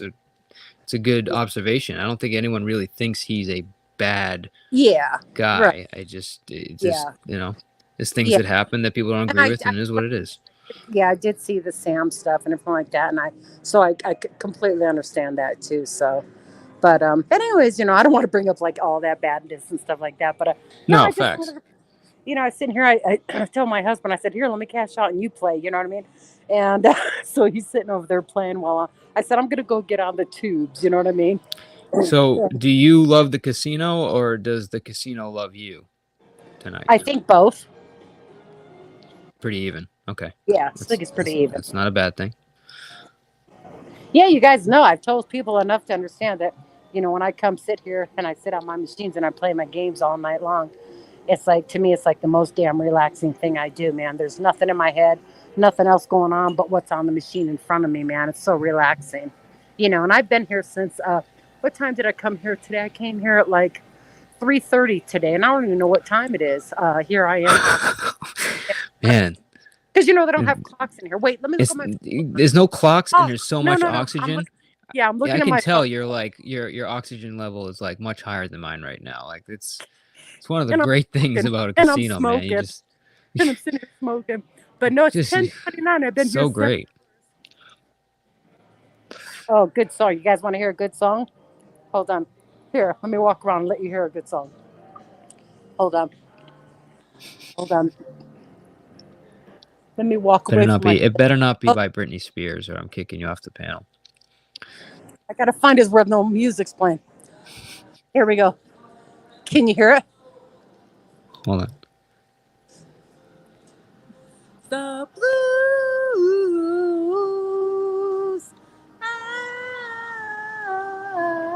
Oh, okay, yeah. Excellent. Queen. Well, goodbye, yellow brick road, where the dogs of society... Oh, no, that's not Queen. That's fucking, what's his name? The gay Brit there. Elton John. Going back to my plan. Yes, Elton John, man. I saw him twice in concert. Not once, but twice. Best concert in my entire life. And I've been to a lot of them, trust me. Early Elton John? Fucking amazing. Dude. Fucking, I saw him on his very last play in Los Angeles, Dodger Stadium, last November. And what's funny is, what's interesting, no, not last November, the November before that, because it's been a year. I took my friend Angie to see him in concert in 2007, and she took me to see him in 2022. Nice. Yeah, it was cool. Yeah, no, I love Elton John. I used to listen to him on vinyl. My mom had a big vinyl collection. So man, vinyls. Angie got better seats than I did. Nice. Yeah, it was cool. Yeah, I love live shows. I used to go to Coachella every year. Oh my god, fucking so great. Oh, did you really? Yeah, yeah, shit. Wait a minute, you went to Coachella here in Southern California? Yeah, for like 3 years. Like, yeah, dude, I didn't know that. Yeah, loved Coachella. Seriously, because it's right here. It's right here. Like not right here because I'm Indio, California. But it was like literally like back door, like a drive away, Right on the polo field. Oh my God, that's so cool. Yep. Yeah. Kind of like the Lollapalooza and all those other things, with different bands and stuff. But hey, awesome, awesome Amanda. But no, yeah, I was a total hippie in high school, so I was all into the music scene. And I saw Daft Punk when they first did that like concert where they would do like their whole set list and with nonstop. Like, that was like unbelievable. They've seen so many people. Oh my god. Dude, I've seen Amy Winehouse. I discovered. Oh her my there. God. I would have loved. I didn't even know about her, and I hear this like I'm like, who the fuck is that? And there's the tent is full, you can barely get in. People are pouring out the sides, and like, who is this? And I see this like amazing performance, and then she's got like the classic like backup singers doing the dance in the background. You got three dudes doing backup singing. I was like, what the fuck is this? Instant fan. Fucking loved Amy Winehouse. Seriously, I would have loved to have seen her in concert. Unbelievable. Rage Against the Machine came back together at that. Did you say Rage Against the Machine? Yeah. Yeah, seriously. They did their first concert together. Oh yeah, there's just so many. Loved that. Great experience. Yeah, I've seen so many concerts. I mean, I've seen a lot of different concerts, like RB and rock and stuff like. And I've won lots of concert tickets and shit like that, giving them away and shit. I've given tickets away that I used to win and shit. But yeah, I'm a huge fan of going to concerts and shit like that. That's one thing a lot of people don't know about me. But Yeah. It really changes. To me, you don't know the artist until you see them live. Live is where you really understand the artist and you see their like art form, like I don't right know, in dude. front of I you. understand the artist when I hear them. I'm I sorry. fucking I feel I different. love I watching feel a them live. connection. If it's somebody that I love, I can feel a connection just by listening to the music. But when you get to like be there, then to me it's like so much real. You know, so much more real. They're more human. They're like they're audio and you kind of get to Yeah. know them a little bit, but when you meet them and you see them actually interacting in person, it's like I don't know, I can't describe it. It's You know, fucking I've seen people in concert that other people necessarily wouldn't enjoy too. But like, I mean, one of my all time favorite singers in the world is Diana Ross. And I saw her in concert ooh, too. You know, I saw her at a small venue at the Universal Studios in nice. Studio City, Los Angeles, California. And Hmm. if you're familiar with I forget what it's called before, but it's the Gibson Amphitheater. And the Gibson Amphitheater there at Universal Studios is a small venue. I mean, it only holds like maybe, I don't know how many people. I'll say maybe 5,000. I'm not really sure. Maybe 10,000. But the bottom line is Intimate crowd. it doesn't matter what seat you get. You're gonna have a good Yeah. show. And Yeah. my seat was like center stage and kind of midway, like mid audience. You know what I mean? And Nice. I fucking loved it, man. It was just so awesome. And I almost saw her again because she was up here in Reno. You know, when I started coming up here and reconnecting with my husband earlier last year, and she was here. I think it was June or July, and I was like, oh hell, I gotta go see her. But I was so busy with selling my townhome and everything like that in LA that I didn't get to see her. You know. Yeah. Yeah. No, I seen the Roots at what college was it? In Beverly, Mass. Endicott College. Talk about a fucking intimate scene. And I don't think Roots were popular, but I don't think people really appreciated the Roots. This is I'm not. before. Oh Yeah. my god, the Roots is the drummer was on like a late night TV Oh show God. at one point. He was the black drummer on I forget what late night. One of the bands for one of the late night shows. I hear you. But he wasn't he was like really the main guy but he's a drummer, Okay. but Yeah. he was like their main dude, and Okay. that's the drummer of the Roots, which is known as one of the better drummers out there. And I got to see them like at a All right, college, dude. and it's just, Okay, oh my listen. god, All so right. good. Okay, let's play a game. Okay, it's not a money game, people. It's not a money game. Put your cash apps But away. yeah, put You your don't need cash them. apps away. But this is just a fun game. You know, it's Punky, just yeah, you know you're in there. Go ahead. serious. Punky, oh my god, how funny, yeah. So but anyways, so I'm gonna ask the audience, and I don't know what genre they're in or anything like that, and you can't say anything at first, okay? Because I think you'll know as well as I do. At least I think we might agree on it because there's only two people. But here goes. Here's the question. Thank you, Movid Fallon. He was on Oh Fallon. my God, Mavid met. Oh, likes Diana Ross. I thought Mavid was saying they met Diana Ross. Okay, here's the question though to the audience: who is the all-time best drummer ever? Don't say anything, Mike. I mean, I'm telling you, this dude is like, he's got to be the best drummer in the world. I swear to God.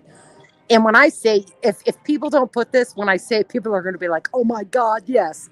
I'm looking for what people are putting. Come on, people. Who's the best drummer? Who is the best drummer?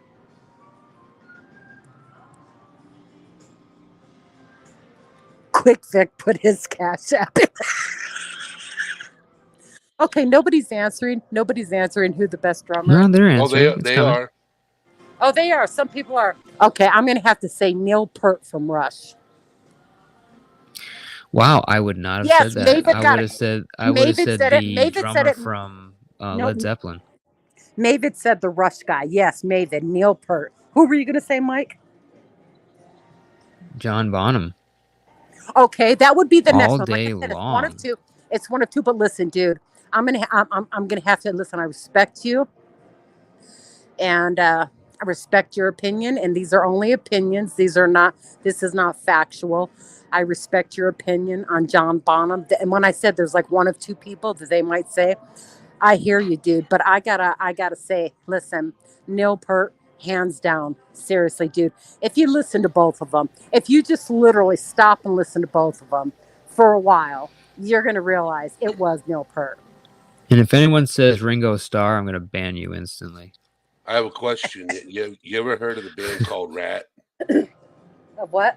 The band Rat. Oh yeah, Rat. You know the song Right Round on the radio? Yeah, right, round, round, round. Yes. Yes, my Uncle Bernie is the drummer of that song. Shut the hell up. Serious? Serious as a heart attack. Oh my God, that's so cool. Yeah. All That is things pretty serious. cool. Yes, that is cool. Yeah, all things serious. That's funny. Oh my God. Oh, a happy hippie says Getty Lee's voice. Yeah, Getty Lee, so you either liked him or you loved him. You know what I mean?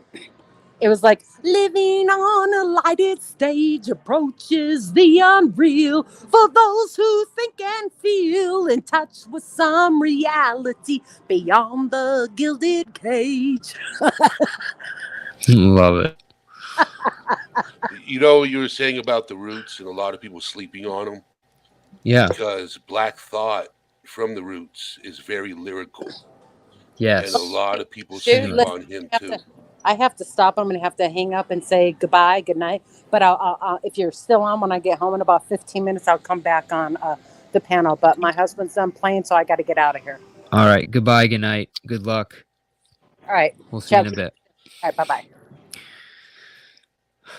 Yeah, I don't know how you can not say John Bonham. I mean, but in fairness, the top if you're gonna trust Google's opinion, Gringer Baker, Keith Moon, John Bonham, Neil Peart, David Grohl, Buddy Rich, Ringo Starr, Stuart Copeland, Phil Collins, Mitch Mitchell, Danny Carey, Gene Krupa, I'm probably killing that, Charlie Watts, Jeff Paracco, Clyde Studenfield, David Lombardo, Bill Bruford, and Ian Price, and there are more underneath that. But those are like your top, like, loved, supposedly best drummers. But I just don't know how you can hear John Bonham play and not think that he's the best, personally. But I teach their own. Also, the guy from what was it? What was that fucking band? Oh my God.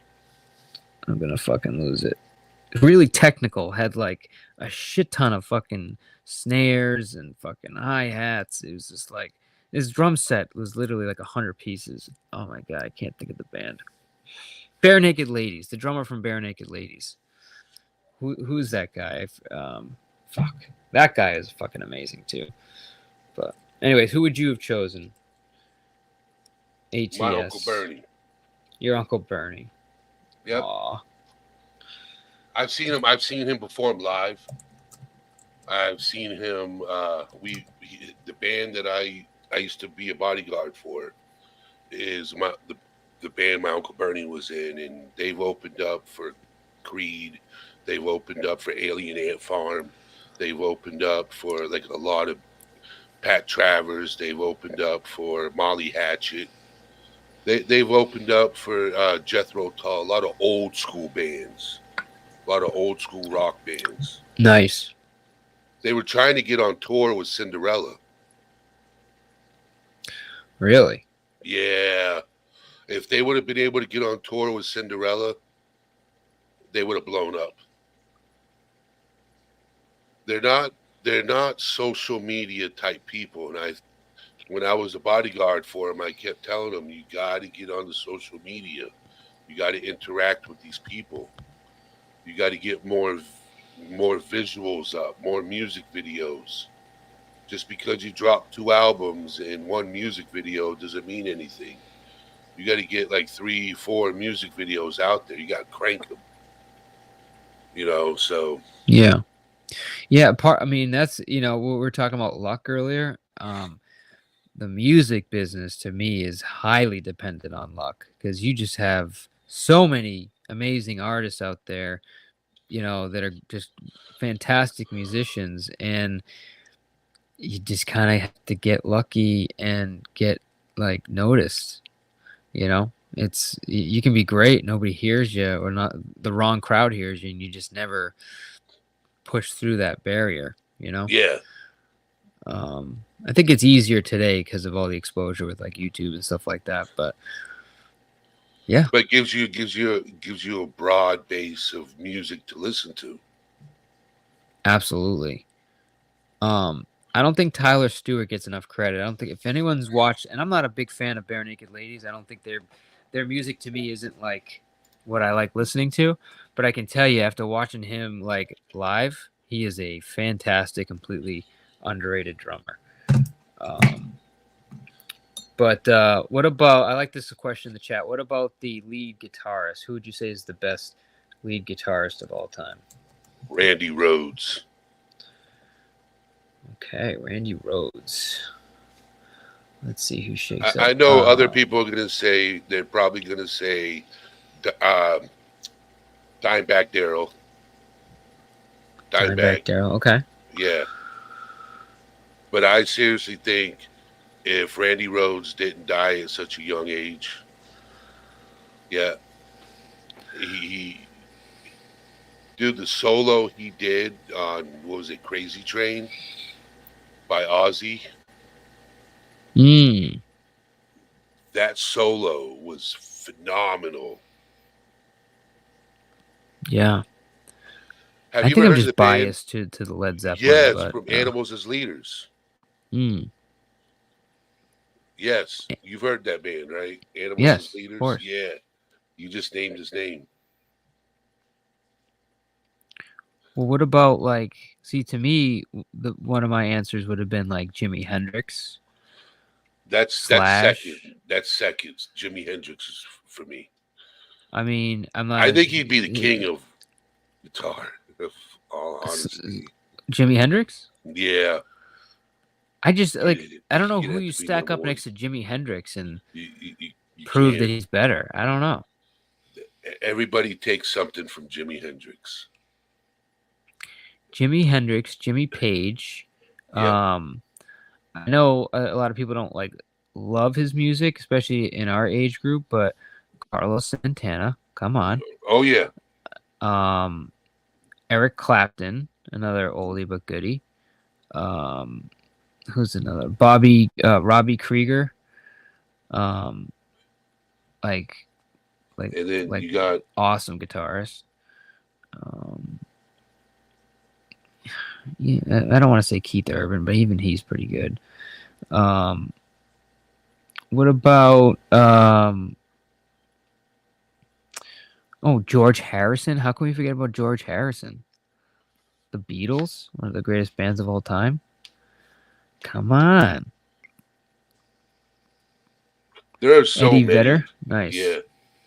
Yeah, but there's only a few that like are like part of like the best, like, because like to me it's like, all right, Jimmy Page, Led Zeppelin was like the Yankees of music. Like they had the best vocalist, they had the best drummer, they had the best guitarist. I mean, they just literally had a superstar talent band. Like those guys could not help themselves but make amazing music. It's like just something in the world shifted and they all got together and it was like music changed forever. I don't know. When I heard Led Zeppelin for the first time, like literally changed my life. Like changed the trajectory of who I was as a person when I heard Led Zeppelin. You know? I don't know. That shit is just I grew up on hip hop music. I didn't the first rock band I ever heard of was Nirvana. And then that's a good one, though. And then I got on to Metallica, and I've been hooked to Metallica ever since when it comes to rock music. But like hip hop, man, that was my genre. Everything rap music, R&B, that was my genre of music. Good choice, Ross. Jimmy and the Jew Tunnels is amazing. Man, Frauder Island really wants to talk about the Jew Tunnels.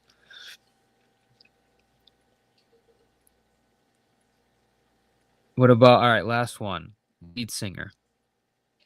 Best lead singer of all time. That's a good question. Yeah, that's a good. I was thinking Def Leppard. I mean, you got to give the guy like what's it in golf where you get like a. Oh shit! Is it called a handicap? It is called a handicap and golf. Not intentional there, but you kind of got to give him a golf handicap. Let me specify when it comes to drumming because he's dealing with one fucking arm. You know, like you listen to that drumming. Yes, it's a little simple, but he's missing an arm. Anyways, it's kind of funny that golf handicap and yeah. Anyways, lead singer Now, you saying lead singer of a rock band? of all time. Doesn't have to necessarily be rock. It's just they tend to be the best singers. Oh no, Dean Martin, Bing Crosby. Okay, I see what you did there. Yeah, I'm going old school. Dean Martin's good. If you're gonna go Dean Martin, I would say Frank Sinatra. Then The Rat Pack. Yeah. That's Sammy But Davis, Dean Martin. I'm Bing loving Crosby, Freddie and Frank Mercury. Sinatra. I think that's a great answer. Freddie Mercury was phenomenal. They're saying David Gilmour and Brian Johnson. Brian Johnson is AC/DC, right? Yep, that's a great one. And I guess, you know, we should specify of a band. We shouldn't say like, because then if we just say singer, then we'll end up with like Whitney Houston or Mariah Carey or something. And I guess we mean in a band, like lead singer of a band, not just like a single name artist, if that makes sense. Ray Charles, if you're like the old stuff, Ray Charles is amazing. Yep. Ray Charles. Prince. I guess we can't include. I was gonna say Prince and James Brown. Can we include those? Because are they part of a band? Because then you got to include Michael Jackson. See, that's why I think we got to specify in a band. Yeah, there's a lot of great singers, man. It's tough to. There's a lot of great music. The 90s and 80s and 70s and 60s just had eras of great music. I know. You know, then it hits. I wish I was born in that time, dude. Like I was born in the 50s to grow up in the 60s and 70s. Oof. Imagine that. Maven's like, I like Pink Floyd and the Beatles for most answers. Yeah, no, Pink Floyd is great fucking band.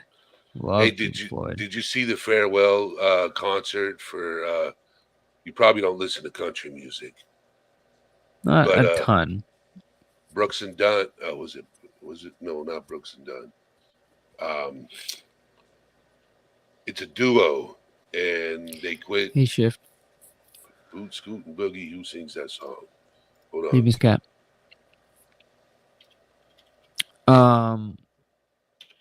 Which band? Oh, Brooks and Dunn. Okay, that's who it was. When they retired, they did a whole concert, and other artists would come up and do their hit songs. And when I saw Awesome Man say I love country, I was like, George Strait came up and did Boot, Scoot, and Boogie, which is Brooks and Dunn's #1 song. And George Strait is old. You would think he'd be retired by now. And nope, he's still going. Oh, what about the singer from Aerosmith? How about him going for look at his career and his voice. Holy fuck. Yep. Dude, Aerosmith, and I'm not again, that's not another huge one for me, but Steven Tyler. Oh my god. But I don't know, dude. I guess I'm biased towards Led Zeppelin. But the lead singer of Led Zeppelin, I would say, is one of my favorites. Gene Simmons, Kiss. Robert Plant. Are you kidding me? There's just a lot of good music, bro. Yeah. You know, back in the day when you could turn on MTV and actually watch music, that was when MTV was music television. Nice. Brooks and Dunn. There you go. Yeah, but like, all right, so when you think of like best range, best performers, you know, like the Best quality of performers, I'd have to music. go with Kiss. Who? Best performances, like for a band, Mhm. like best performance, I'd have to go with Kiss. Oh, Kiss, yeah, for their show. Oh my god. Oh yes, and that and Motley Crue. Yep. Because Yeah, Tommy Lee and those his are all drums, fucking. It is hard to choose, man. It's fucking so much good it shit. is. Billy Gibbons. But I think the criteria for a lead singer of a band is somebody that like their personality is like almost carries the band, and then like their range of singing like most people can't duplicate. For me that would be like a requirement, and when you add those like factors in, that's where Robert Plant, Steven Tyler kind of sit, in my opinion, at the top, because those guys just get these voices that you're just like, how the fuck does he do that? Shift Happens, said Neil Diamond. Neil Diamond is fantastic. I love Neil Diamond. I wouldn't give him the greatest range, but great singer. What about not was it Smashing Pumpkins? Meatloaf. Meatloaf. Yes, I was gonna say Meatloaf. Meat fucking loaf, dude. Dude, at his old age, he lost it. Yeah. When he got older, he lost it. Like Johnny Cash kind of? No, Johnny Cash. Dude, that Not Johnny song Cash. hurt. Was it Johnny Cash? Yeah, Johnny Cash. Well, was it him? No, not him. Somebody lost their voice. It went like completely like smoky. I'm trying to think of who it was. I thought that was Meatloaf. No, it wasn't Meatloaf. It I was thought he somebody lost else. his voice. No, Neil, fuck. What's his name? Jesus, it's gonna kill me. Not Neil Diamond, but fuck.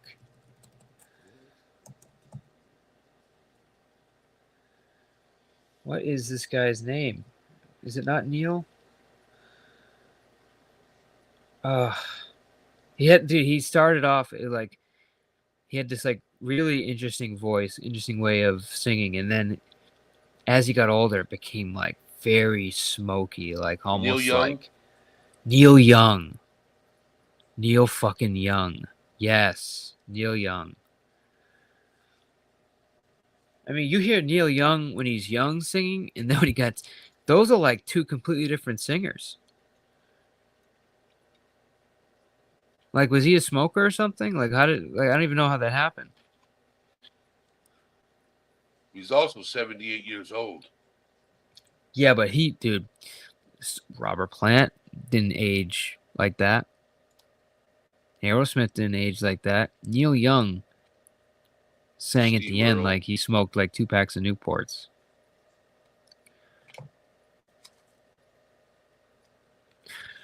Oh, dude, Neil Young's voice is like, it's like a painting that a lot of people look at and they just don't get it.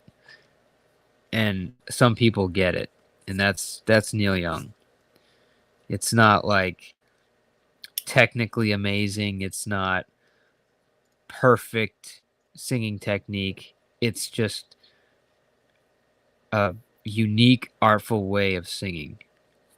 And it's hard to appreciate Neil Young in that way, but I don't know, if you're a fan, you get it. That's all I can. And this is an opinion. This isn't like, there's no like, criteria they all went through, and then they, the world decides who's the best. But Neil Young is, one of the best. Oh my God, Neil Young music. Another one that changed the trajectory of life for me. So I didn't get into country music until I started listening to Johnny Cash. Johnny Cash, love Johnny Cash. And then I went from him and Garth Brooks are my two favorite country singers. Two favorite. I mean, I respect your opinion. I just don't know how you come to the conclusion, Miss Cat, that he didn't have that good of a voice. Like, I don't know how you get there. I don't know. If you listen to his older stuff, he's got a phenomenal voice. And once you hit the newer stuff, it changes. Phenomenal. Like, best singer of all time. Like, incredible. Like, most men cannot sing like that. Like, I don't know. It's like saying a Lamborghini isn't that good of a car. It's like, what? But hey, it's your opinion and not disrespecting it. That's just mine. Etta James. Etta James. Oh my God, yes. That's like Sam's. Sam loves Etta James.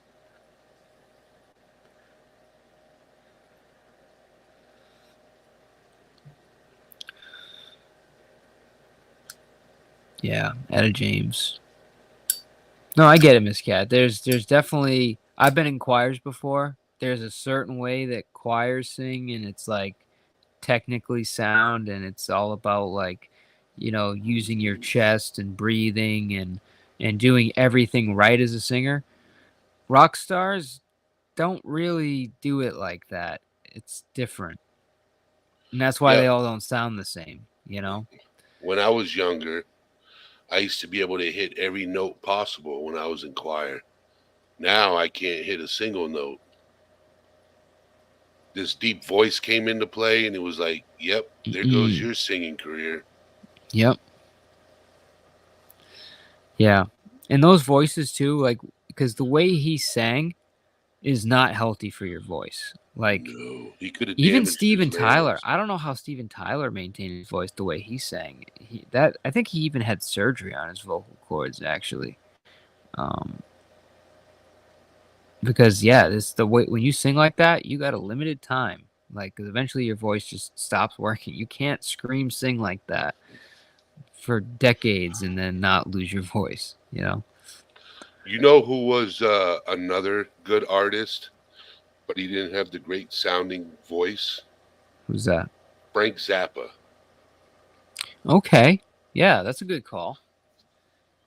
In his own field of music, he was a legend. But when it came to vocals, he wasn't that great. It's just what he sang and the instruments he had behind him. Yeah. Absolutely. Yeah, you've heard of Frank Zappa, right? Of course.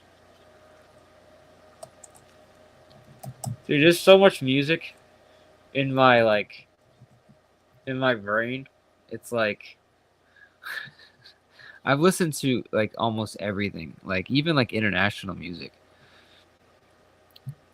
Like, one of the best thing my dad ever did was like give me. I'm dating myself a little. He had like a book of cassette tapes of like all like the oldies,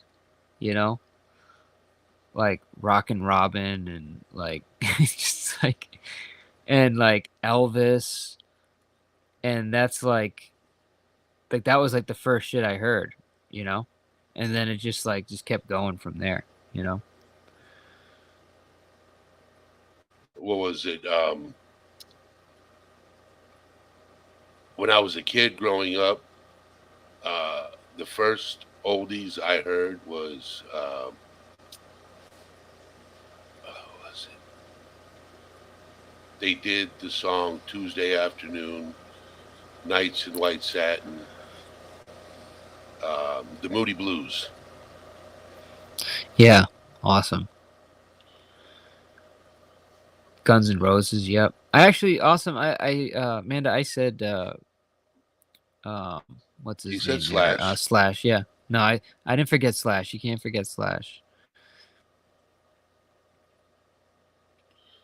Carly Simon. Yeah.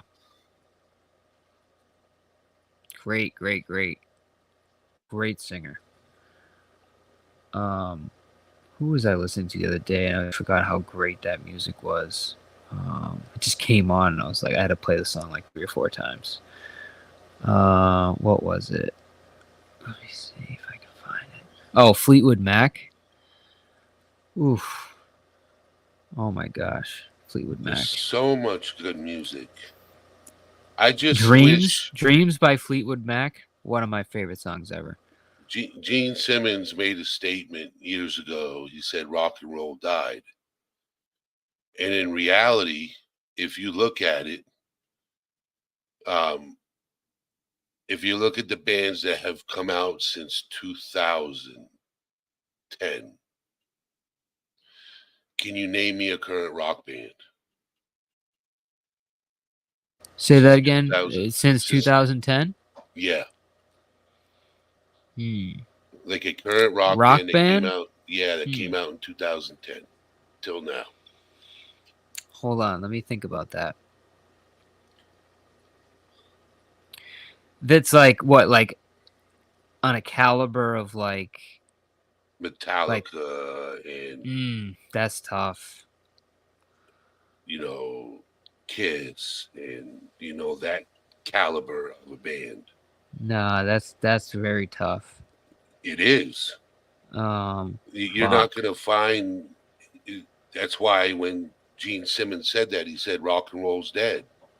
I guess you can't say Radiohead, right? They came out before that. Yeah, they came out, if I'm correct, in the 90s. Right, late 90s. Fuck. Mid to a late good question. 90s. Correct, Ladybug. Rock isn't mainstream anymore. Mainstream is hip-hop music right now. Country had its time mainstream. Rock and roll had its time mainstream. Now it's just, I don't know. Man, I want to say, like, I feel like I know one. I just see, I like modern music. I listen to a lot of like indie stuff, and like one of the bands that comes to mind for me would be like, oh fuck, it's gonna fall on me. God damn it! You get a chance. Hold on. I guess I don't know what is this. Go ahead. When you get a chance, look up Texas Hippie Coalition. Texas Hippie Coalition. Yes, it's dirt rock. It's dirt rock. They just came out with a song called Hellbound. They're from Texas. Their official page is THC Official. And you get a chance, go there and look at their latest music video. It's pretty dope. I've seen them live. I've seen a lot of bands live. Same. Seen a lot of rappers live. Hold on. Just never seen country. What about Incubus? Interpol? I think Interpol is a good one. Incubus came out in the late 90s too. Interpol did? No, Incubus. Oh, yeah, Incubus. Yeah, I guess they're... Yep. Fuck. Yeah, Interpol, I'd say, would be one of the better ones. What was the one that I was thinking? Yeah. Oh, The Strokes. So Interpol came out in 1997. Fuck me, dude. Do I not know any bands out of 2010? I don't think I do. Nope. They formed in 97. They debuted in 2000.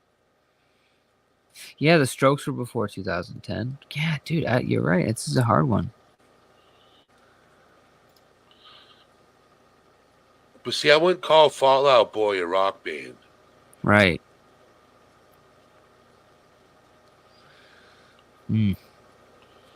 Maven said there was good alt music. What about the White Stripes?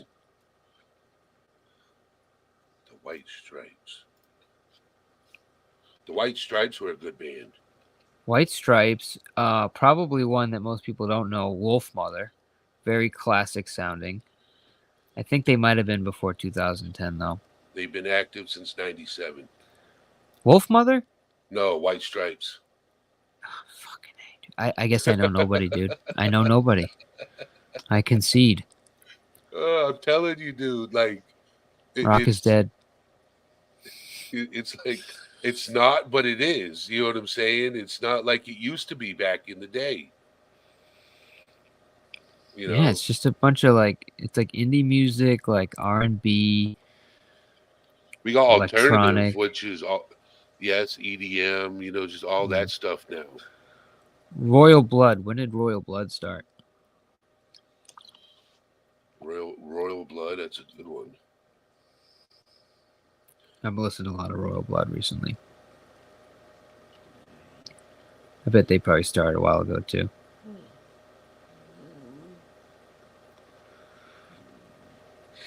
No, Royal Blood and English formed in Worthing in 2011. Okay, so Royal Blood, I would have to say, would be my only entry. Royal Blood's a cool band, dude. I mean, I don't know if you can't really honestly put them in the same caliber as some of these bands that we talked about tonight, but like Cinderella and yeah, Metallica. But they are very good. It's like a two-man, like, you know, drums and guitar, and they fucking rock out, man. And it's straight up like rock. It's not like, you know, they got a really good song too, The Hole, and it sounds very, very classic. Ross Kahn, that was a good song too. Hey There, Delilah. You remember that song? Fugazi, is that one?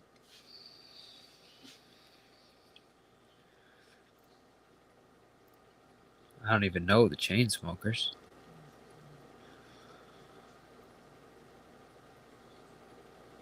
Yeah. Fugazi formed in 1986. Not even close.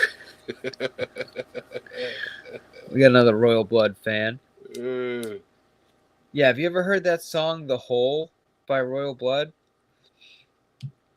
It's very classic sounding. Yes. I am not. Do you know the band? I've heard of them, yes. I'm going to have to go listen to them. I've heard people talk about them. I've just, you know, I fell off of rock music because it was just not enough new stuff coming out. So here's a little snippet. I thought I had this in my files, but I guess I don't. Let's see. Oh, hold on. I got it on speed here. Hang on.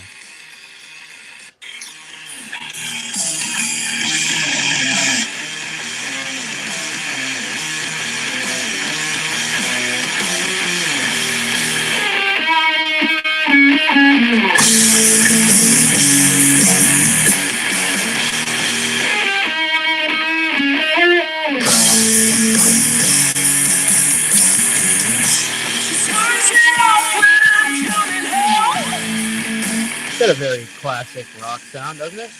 Yeah, it does. They've been doing it for me too, and they have like several albums that all kind of like have their own personality. Like that one was very classic rock sounding, that album, and then they have one that's like very upbeat, like single beat, like like just, you know, they got a lot of different sounds that they play with, but yeah, that's really the only one I have. Yeah, they do make a ton of noise for two people. I have to like listen to make sure. I'm like, did they add another instrument in here? Because it sounds like they got a full band there. It's just fucking two of them. It's like the White Stripes almost, you know? You know what I love is sometimes just listening to music without words. Oh, yeah. And Animals as Leaders is probably one of the best Animals bands. as Leaders. I don't think I've heard of that one. So, yeah, animals as leaders. Got it.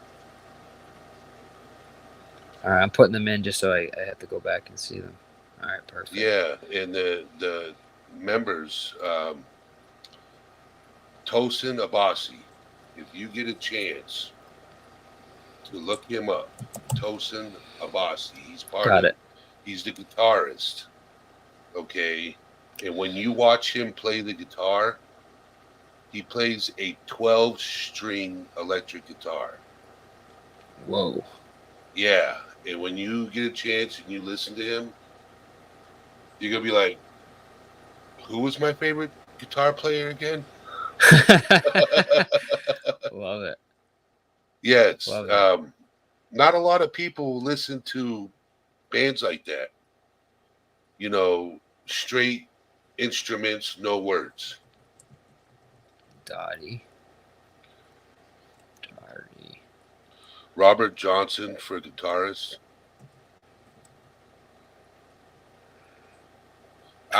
Sucks. I met the band Fish. Imagine Dragons is pretty good. Yeah.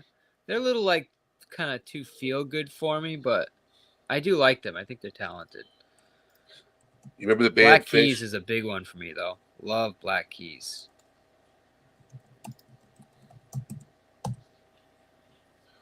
Great band. I know you remember the band Fish.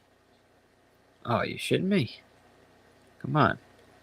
So when I was in Job Corps up in Maine, they stayed at the old Air Force base, which was right next to Job Corps, and they were stuck there due to transportation issues.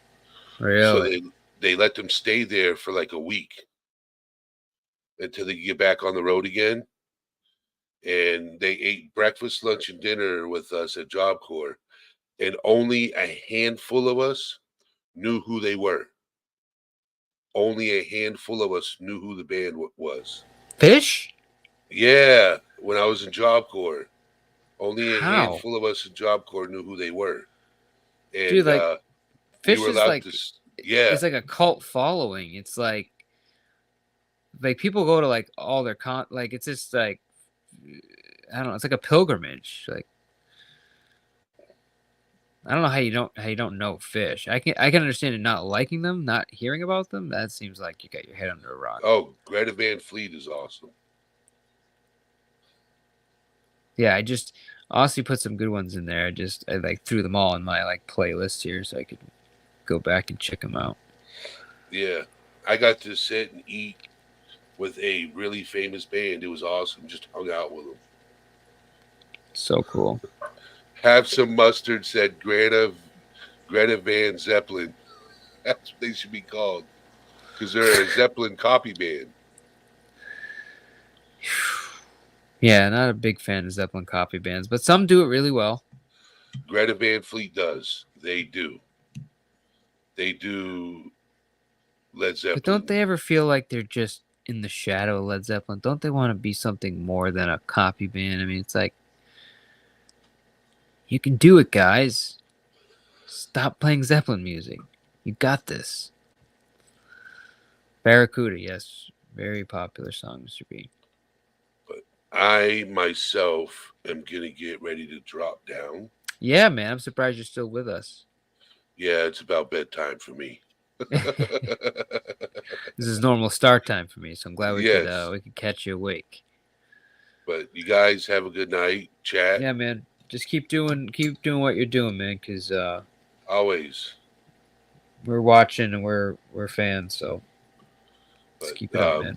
I will see you Saturday if I don't see you before then. Yeah, let me actually put that in my fucking calendar before I forget, because even if you're not there at the beginning. No, I know. Like, do you need me to like tag in like hour 4 or something? Like where do you want me? How are we doing? Well, I think I'm gonna my game plan is I'm gonna sleep enough. Mm-hmm. I'm not gonna go live tomorrow,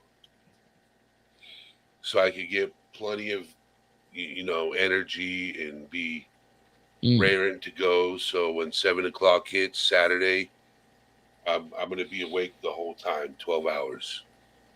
I mean, if you want, I can overnight you some meth. I could do a nice little care package for you. That's funny. No, You can I'm turn good. that into a I'm 24-hour if you want. good. Fuck that. I'm good. All right. Well, let me know if you change your mind. But no, I'll put that in the calendar, man, and we'll figure it out. All right. Just pace yourself, drink water. We'll see you on Saturday. All right, brother. All right, brother, man. Appreciate you being up here. Yeah, not a problem. Yeah, guys. If you don't know him, I think Ross's review of his channel is not inaccurate. I think I would say he stands opposing kind of what the drama community does. He's just got a different thing going there, and it's more focused on mental health. And as you can imagine, like, good mental health, like, doesn't involve incessant drama. So that's kind of like, so if you just love drama, not going to be there. But if you do have some things that you struggle with mentally, or things that you want to talk about, or be, with people that have gone through certain things and kind of just want to like share and support each other, fucking great channel. Like I said, big support of him. Love what he does. And we'll probably do something where we share his live, or do something when he does his stream on Saturday. So if someone could help me, just drop his link in the chat. And it looks like we have the return of our gambling addict. Welcome, Ross. Hey, how you guys doing? I'm back. So What's going on? Not much. I've been home for a little bit. I was on the phone with Golden Eyes. Nice. Oh, I thought you said a plane. I was like, wait, how did she get on a plane so fast? I must have misread that. Damn, I've been on planes a lot lately. Oh my God, like in the last 6 months. Shit, I can't tell you how many times I've flown back and forth to LA and shit. But God bless you. Yeah, I mean I'm like 5-10 minutes from the airport here in Reno, and it's the quickest way to get down and see my granddaughter. You know what I mean? But take one of those puddle jumpers. Takes like an hour or two, kind of deal. Dude, let me tell you something. Actually, it takes about an hour, but I found this great airline, and it's like I don't even have to go to the actual airport with the TSA and check through and all that shit screening. Oh, you got the whatchamacallit, the clearance. You just walk right in. Well, no, I don't. My daughter does. My daughter here in Reno does. She has that clearance because she flies a lot too. But what I've discovered is I've discovered an airline that was previously a privately chartered airline. So the only people that used it were like people that could privately charter a jet, right? And so they're smaller jets, you know what I mean? And but anyway, so you just walk in, and it's kind of like this little lobby area, and they have coffee and stuff for you, and mix yourself up some coffee or hot cocoa while you're waiting. And then they just kind of scan you with the little scanning bar, like they do at like some high-end clubs and shit, But anyways, and then they kind of scan your luggage, and then you don't actually walk through. You actually walk out onto the tarmac to get on your jet, because it's like you're just flying this private airline is what it is. Right. You know You're climbing steps onto the plane. You're not going through the tunnel. And so it's just basically flying private. You know what I mean? And ever since the first time I used it, I'll never use another airline. Dude, that's going to ruin commercial flight for you. Like, you're done. Well, actually, as it begins to grow, it probably will. But I'll never fly any other way, because it's so personalized. It's a very personal experience, and just it's like effortless, So, yeah, but a buddy of mine, we were working for this insurance company called Family First Life, and the guy that owns the company went to school, I think, with the guy's mother. So he encouraged them to get close to him, put him under his wing. And I'm sure he's killing it right now, but he started flying with him on his private plane.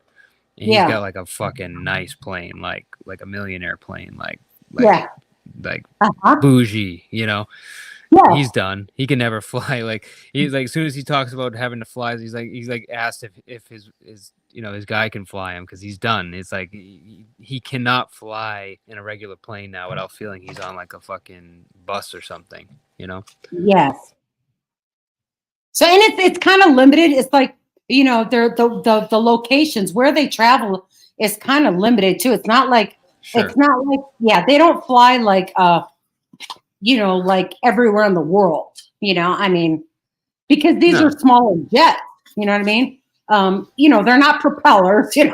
They're actually smaller jets, and they were originally used by like different whatever. You know what I mean? Like different. Yeah, no, I know what you mean. Yeah. The are they not allowed to fly into certain airports? No, I don't think that's it at all. I mean, it's just that recently, I think what it is, to tell you the truth, is what it is they recently went commercial. See, they're commercial. Anybody can fly them now. They're technically commercial flights.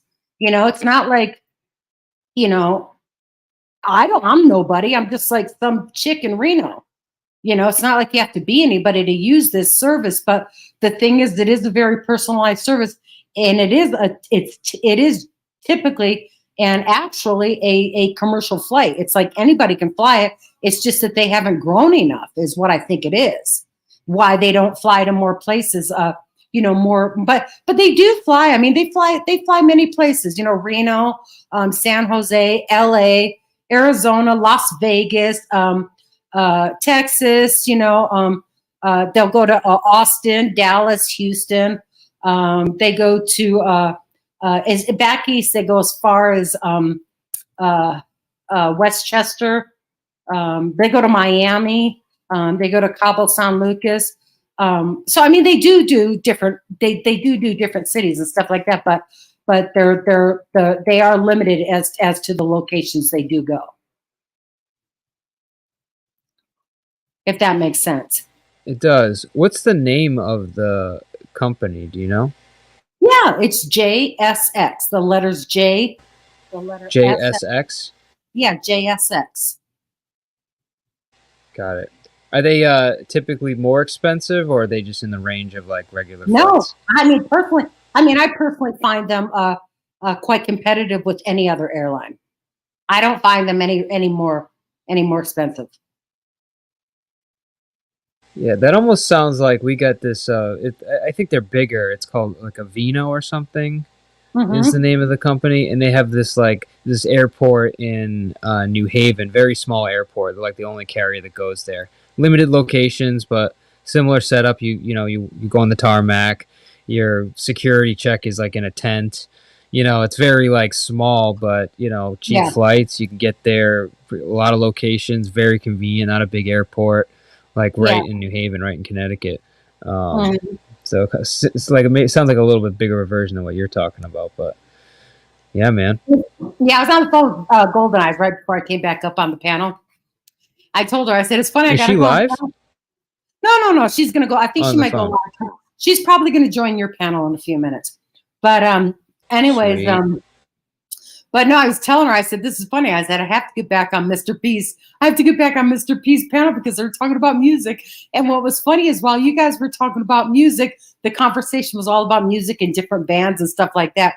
And what was funny is because also Dutchie's channel was all into the discussion about the bands and the music too. So it was kind of like, not just bagging on. It was not like they were like bagging on your channel thing. They were kind of like, it was kind of like they were all joining in on the conversation, only on a different channel. Dude, it's a great cover because music is like, we're all into music. Like I don't know anyone that fucking hates music. Like it's universal. Like we all love music. So I'm sure everyone's got their favorite bands. It's great. Right. I love talking about this stuff. Yeah, it was interesting. So it's like. So then the conversation just flowed. It was really good. Yeah, music is good for everybody, But so I never heard your lead singer favorite. Oh, I didn't get to. Oh, yeah, I didn't know that question because I had only been talking about like the drummer, lead singer. God, dude, that's so hard for me because I'm such a music lover. I mean, I honestly, geez. I mean, I'll start by narrowing it down. Can we narrow it down to male and female? Let's do that. Can Well, we do what that? are the other options? Well, I mean, band or solo act. You know. Well, no, you said male and female. I was like, are we adding? Are we adding third, I fourth mean, it's category? too hard. Yeah, I cannot pick a favorite a lead singer. I know it's hard. Yeah.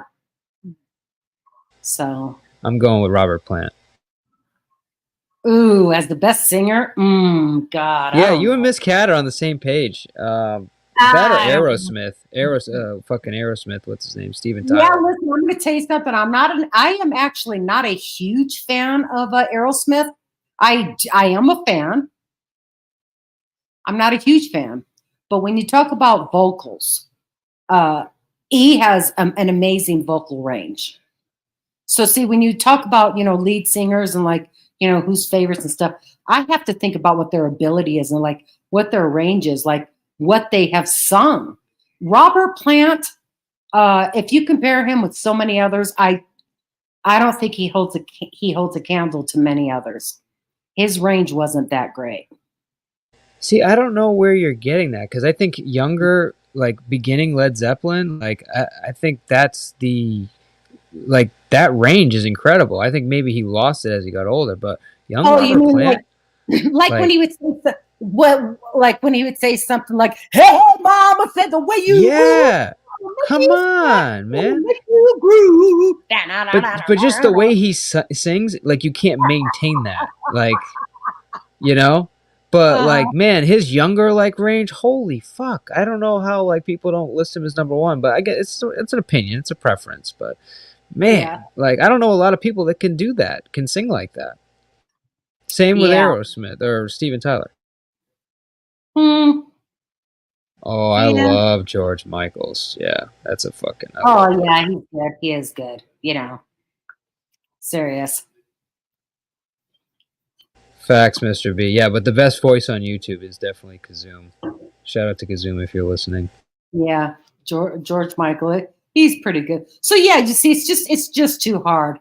Too hard to. I'm with you, Mavid. Love Tom York. God, I don't even know Tom York. Singer of Radiohead. Not a big fan. Yeah, another unique sound. Not everybody's thing. I think we did lead guitars too, which I'm Jimi Hendrix all the way. Yeah, I won't have to argue there. Why, you more like a Slash girl? No, not at all. No. I agree with Jimi Hendrix. Oh, okay, cool. Yeah, I was gonna say who's better than Jimi Hendrix? Name names. Names of I don't mean to change the music conversation, but one of the topics that we were thinking about bringing up was should I call them Jew tunnels? I don't know if I should call them Jew tunnels. It's like all these secret tunnels. Have you heard about any of this? Oh God, yes. Well, I'm new. I'm like, my head's been under a rock. I've been listening. Dude, listen. I'm sorry. I'm gonna have to do an intentional segue. Right the fuck back to what we were talking about, which was music. Just give me a summary, because I don't know. All I know is Jew tunnels. I don't even know what it is. Listen, you going into those tunnels is an absolute fucking panel killer, dude. What are you doing? But what is it? There are tunnels underground in New York City. There. What else? Oh, it's in New York. See, I thought this was overseas. No. All right, I got to do some research because this is. I thought it was something completely different. I thought it was like the tunnels, like in Israel or something. Yes, absolutely. Do your research before you bring it up. I'm sorry. I was hoping I'd have an expert, but I guess yes. That's all right. All right. No, Jew tunnels on the next one. I'm sorry, but Dude, I'm under a rock. I just hear Jew tunnels. I'm thinking, oh, war in Israel or something. The Jews are, building tunnels Yeah. and they're fighting a war. I didn't know it was in fucking New York. What the fuck? Yeah. Well, I mean, listen, can I say something to you? So like as the host, a better segue would have been to go from music to say TV shows. Oh, jeez. Okay, All right. but not I'll from do music. TV shows, but I don't. Okay, I think no, we're but not I'm going to just- jive on TV shows. I have a Yeah, feeling you're going to pick like I'm not Friends saying, or I'm not something. saying let's talk, but I'm saying as far as like going from one topic to the next, like let's just say you were done with music, you would be better off like swinging the conversation to something somewhat similar, or maybe if you did like a chat poll. Not saying, oh, what do you guys want to talk about? But like do a chat poll on what your topic was going to be. Hey, does anybody in the chat know about this? And while we're talking about music, then they're answering it. Then you segue. But dude, Fair. you cannot. Okay, I so, thought the hard right to Jew tunnels was a good segue, but I'm taking notes. you know what? It may have you were doing the hard right, but I felt the hard left. Fair. Well, I'm actually really into TV, so we can actually talk about TV shows, and I've actually been watching some fucking fantastic TV shows. So, but since you're the guest, Ross, you can start. Well, actually, I've been watching more TV lately than I have been in years because I think myself, like a lot of other people on YouTube, I think I'm speaking for many people, is that I have found my entertainment on YouTube.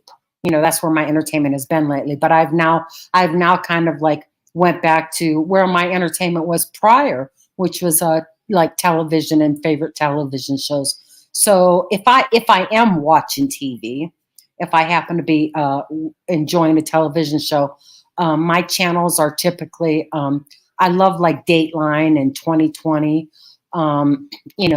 shows like that, like documentaries, murders. No, Yeah, I'm talking. No, all right. Let's have a category. Let's focus on like episodic TV shows, like stuff you would see on like Netflix or you know what I mean. Like I'll give you an example. Like I don't watch Netflix, so dude. Ross, we need to have a discussion. Okay? Listen, I pay for cable. Cable TV for real, bro? Well, I mean, Spectrum. Oh my god. I literally can't even do cable TV anymore. It hurts. It hurts to watch. Listen, I've done both. I've had that, and I've also had I have had Netflix and Hulu and stuff like that. But I found that I wasn't enjoying it as much. You know what I mean? So I stopped the streaming services on the individual, streaming sites. But I enjoy them if I go to my daughter Monica's, here in town. She enjoys Netflix immensely. So if we're gonna watch a movie and we get together, which pretty much every Saturday we try to go to Monica's and either we bring dinner, she cooks dinner, whatever. So we'll have dinner and watch a movie, over her place. It's always Netflix, So, I mean, that's where we find our movies at, is Netflix. But here at home, no. I just put on the Oxygen channel or the ID channel. And I love that shit. Yeah, see, I already knew that we were not going to be compatible TV watchers. I saw this coming a mile away. But if I can try to convince you, even if first of all, who's your cell phone provider? For the past, let me see, 60, almost 20 years. Good evening, Poon. Good to see you. It is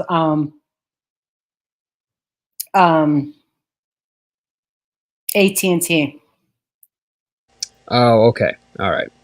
Well, for anybody that has a T-Mobile cell phone plan, if you don't know already, and you have like a 5G Go plan, I think it's called, they're giving you Netflix, and now they're going to give you Hulu as well, starting January 24th, I believe. And that's included in your cell phone plan. So you can get it's nice, a nice little perk. So one of the reasons we got Netflix back is because of that. And I'm not saying Netflix has been great. I think they've recently, because of all the content that they've thrown against the wall, they've now, acquired some really good shows under their belt. One of the obvious ones, which I don't know how Ross, you got to try some of these, like Breaking Bad. Have you never seen Breaking Bad before? Shut up. Listen, dude, I've seen every fucking episode from beginning to end. Well, that's on fucking Netflix. Dude, sorry. I listen. You have to stand corrected. That show was on network TV before it ever went to Netflix. What you are seeing? What channel was it? Was it FX? Well, geez, I don't remember off the top of my head because it was so many years ago. Sorry, but it was at least. Where did it start? I didn't realize that it didn't. I thought it was a Netflix. Dude, why don't you just type into Google and see what years was? I'm doing it right now. Breaking Bad on TV, on network. Okay, because I've seen every episode. All right, so I stand corrected there. Breaking Bad came up where? What was the Netflix? Why isn't it? See, this is what I'm saying. Here, I'll find it. Hold on. Debut channel. AMC? Are you fucking kidding me? There you go. Well, that's probably it. So, how the fuck did AMC land this show? It went from 2008 to 2013. But the answer to your question is, I'm not missing Breaking Bad. I saw it years ago. Thank God. All right, so we're getting closer. So one of the ones, and now you can correct me if I'm wrong on this one. Better Call Saul. Where did you know where that started? Dude, it actually was the same place. It came right AMC? after Breaking Bad. It was a spin-off of Breaking Bad. So what you're seeing on Netflix is not, it's not something. Fair. All right. So those two. So I'm gonna get into. Wait, if you want to talk about Netflix, what you need to talk about is Netflix originals. See, because there are shows that are called. Well, if you don't watch a the lot Netflix, of shit. If it's not a Netflix original, then we've probably seen it before. All right. So, I've been recently getting into Better Call Saul, which I avoided because I didn't want a Breaking Bad spinoff. I just didn't. I thought it was like, why do it again? Well, totally wrong about it. Better Call Saul is fucking awesome. I'm on already done with the first season. Fucking love that show. Yes. I'm sorry. I didn't. Walking Dead was AMC too. My God. Stop it, dude. Please stop while you're ahead. Let's not talk about what you love on Netflix anymore. Why? It's amazing. How about what was we've all watched these a decade all right, hold on. What about You're trying to find one that we haven't watched a decade ago. Hold on. I'm about to pull one out. What was it? What did I just watch? This fucking great show. And I think this is actually a Netflix original. So your cable company AMC didn't figure this one out. But let me see. It's like an Irish gangster. Listen, I love you. No, you're good. Keep me honest. All right, Painkiller. I don't know if anyone watched that. That was amazing. And then Peaky Blinders. All right, did Peaky Blinders start on cable TV? I don't think so. I think that's a Netflix original. Yeah, what's it about? What's the premise? It's it's basically like Irish mafia, like in the 20s. Oh, okay. So good. Cillian Murphy's the lead. He's the guy from Oppenheimer. Yes. Bro. Yes, I do like shows like that. It does sound like something I'd be interested in. But okay, so I'm going to step away from my computer right now, and let me turn up my Poon. I do actually, Poon, dude. He says, "I bet Miss Ross has great taste in porn." Dude, you missed the conversation about it the last time. Poon, you have no idea. Yeah, dude, you have no idea. So, anyways, but what I'm going to do is I'm going to step away. I'm going to step outside to have a breathing treatment. So I'm going to be watching and listening to you on my cell phone. But I'm on my laptop talking to you, so I'll be right back. No worries. But yeah, no. So that was Peaky Blinders, which is another old one. fucking fantastic if you haven't got into that. And then Painkiller, which I think Tommy was the one that told me about this one, which is basically about the I forget, I gotta look up the names, but it's the guy that took over Purdue, the family that took over Purdue Pharma, and they had the product MS Cotton, which was the precursor to OxyContin, and how they came out with a formula where they wanted to make like opiates not be used for cancer, and they wanted it to be like the drug that people like, I don't know, just had a different image. So they came up with like Oxycontin, which is, you don't think of cancer when you think of Oxycontin. And then they went and they used very attractive salespeople to peddle it to doctors. Their commission systems were based on milligrams and how many milligrams that they sold and how many prescriptions that they wrote. And it just caused the mayhem that we now know as, the opioid epidemic. This was the spark that led to the forest fire that is the opiate pandemic that we go through. And this covers it on, from the point of view of Purdue as they, came up with it, from the perspective of the normal human being that just got prescribed oxys and then ended up becoming a heroin addict. The people that were involved in putting the case together, the class action lawsuit against Purdue. And it just really, it really shows you how that, and in my opinion, it was pretty accurate. There was obviously some drama there, but really, I think if you've just had anybody in your family that's been addicted to opiates and started from something like a Percocet or an Oxy, I think it's worth watching, because it's if you just don't know about it, I think you'll be, I don't know, maybe you'll hate watching it, but for me it was really enlightening to see what that whole process was like and how corrupt the FDA was in allowing for them to put non-addictive for this medication, which was the biggest lie sold to Americans. And they had their doctors saying it and everything. And mind you, the FDA guy, the head of the FDA, ended up working for fucking Purdue. Biggest fucking criminal enterprise I've ever seen that is all legal. Yeah, so Painkiller. Highly, highly recommended.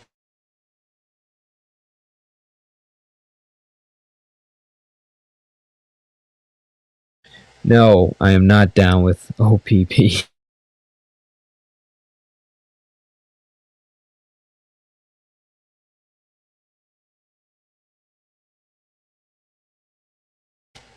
Oh, I have a good one. Don't tell me fucking Ozark isn't a Netflix original.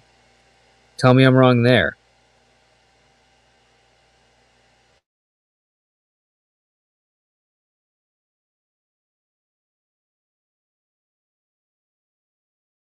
Poon, you're gonna have to pay for that advertisement, alright? We do no free promos here, man, so you see my Cash App below, and yeah, we'll definitely advertise for the Poon Show. By the way, can you enlighten me on how the fuck you came up with a name called Poon Handler? Can you bring me from, like, not having a name to saying Poon Handler was a good idea?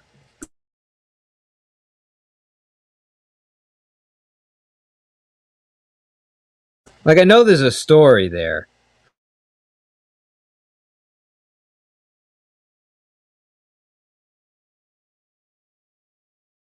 So Mavid, like, MS Cotton was, like, basically a morphine mix, and, like, that was addictive. The mix they made with OxyContin was, like, 100 times more addictive. And they fucking put that label on. I still can't get over that. FDA peddled it as safe, non-addictive relief from pain. Get your life back.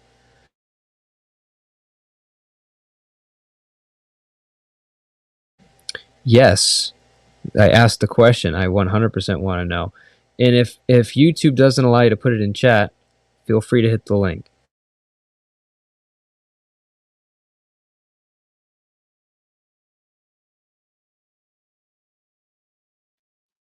Okay, I'm back. I had my breathing treatment. I went next door and said hi to the other channel. Nice. While I was smoking. Oh my god. Mindhunter. That's another one. Oof. If anyone likes serial killers, Mindhunter. You will love Mindhunter if you're into serial killers. I know we get a lot of true crime people. You know, I like the stuff on serial killers, but I need a new serial killer. I mean, the old ones. I mean, we've all heard the stories about Ed Gein and what's his name, Wayne Gacy, Ted Bundy. I need a new one. I need a new serial killer.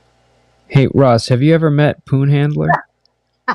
Yeah, Poon Handler and I probably go back further than anybody in this chat. Well, hello, Poon Handler, to the Hi. chat, man, and to the panel.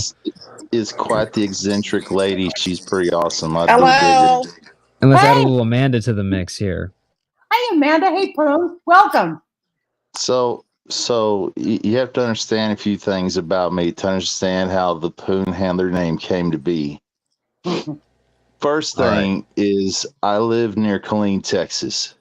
Killeen, Texas is the city home to Fort Hood, the Fort Hood base, which is the largest armed base our U.S. military has. Now, it's not the largest base, but it's the largest armed base. Go Cavalry. The soldiers here are the ones who normally get sent first when it comes to conflict. This base was formed in World War II for soldiers to get ready to go to war. That's what this base was formed for. So there is a lot of people here, a shit ton of people in a condensed area. And man, it's just how things go. Fucking, soldiers get stationed here. They bring their girlfriends, they bring their wives, they get deployed. Those women are lonely. They go to beer joints and honky tonks. Oh man. And I just slayed a lot of fucking poon. Now, don't get me wrong. Those women So don't you're tell basically you doing the country a service, is what you're saying. He is. He is an American hero. A lot of people call me the biggest piece of shit on earth for this, but those women don't tell you they're married or they got boyfriends and shit. You wake up the next morning and you're like, what the fuck is this picture on the wall? And then you find out, but it's just how things are here. Well, basically you're just making sure they don't like go off and get married. They just get a little exercise and then, and they miss their husband. Poon Handler out. They're lonely. They get there's a lot of, I mean, I'm 44 now. I don't do this shit anymore. So, but in my 20s and 30s, you get young GIs here that have young women with them that are just lonely. Well, people are people, man. They need comfort. They need human fucking. There's nothing more comforting to a soldier fighting for your country to know that somebody like Poon Handler is out in your neighborhood. See, this is why at one time Killeen, Texas was number one in the nation for murder by capita. Oh wow! Because all Poon Handlers. Poon. I mean, I woke up several times. Well, I'm not gonna say several times. I woke up once in a strange place and went to go pick up my truck at a beer joint that was kind of like a spin-off of Hooters, and there were 9 bullet holes in my truck. Just 9? Just 9. Hey, before fucking 9 bullet holes in my fucking truck, and they weren't those fucking stickers either. Have this conversation, let me say this so I can get down. And it's back on the drug thing. Jelly Roll, if you know who he is, go and Google it. He testified before Congress today, or a committee of Congress, as a former drug addict and a former dealer. And let me tell you, it was powerful. And he talked about fentanyl, and that is what we need to be focused on. He's right. I love Jelly Roll. Okay.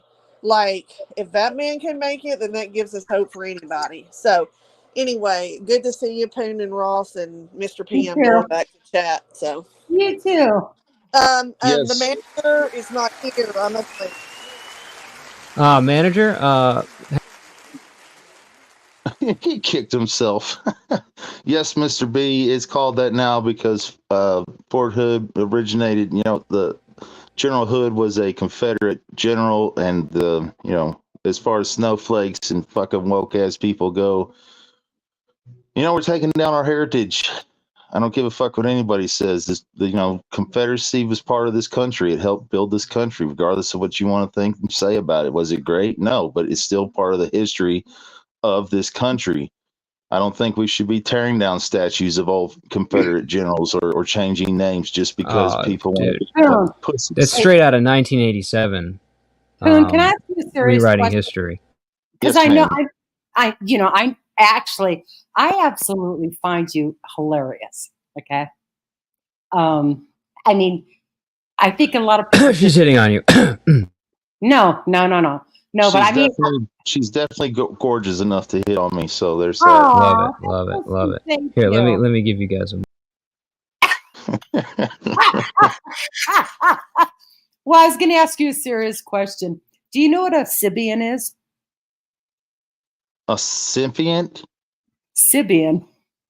A Sibian. I don't know. You're gonna have to educate me. Let me hear this. Can you look it up? Really, Ross? I'm simple, man. I'm just For a real? cowpoke from South Texas. What the fuck is a Sibian? He wouldn't know what it is. He's the human version of it. Dude, like a yes, he cinnamon is. toast Exactly. thing? Dude, you're the human version of it. A Sibian. Sybian.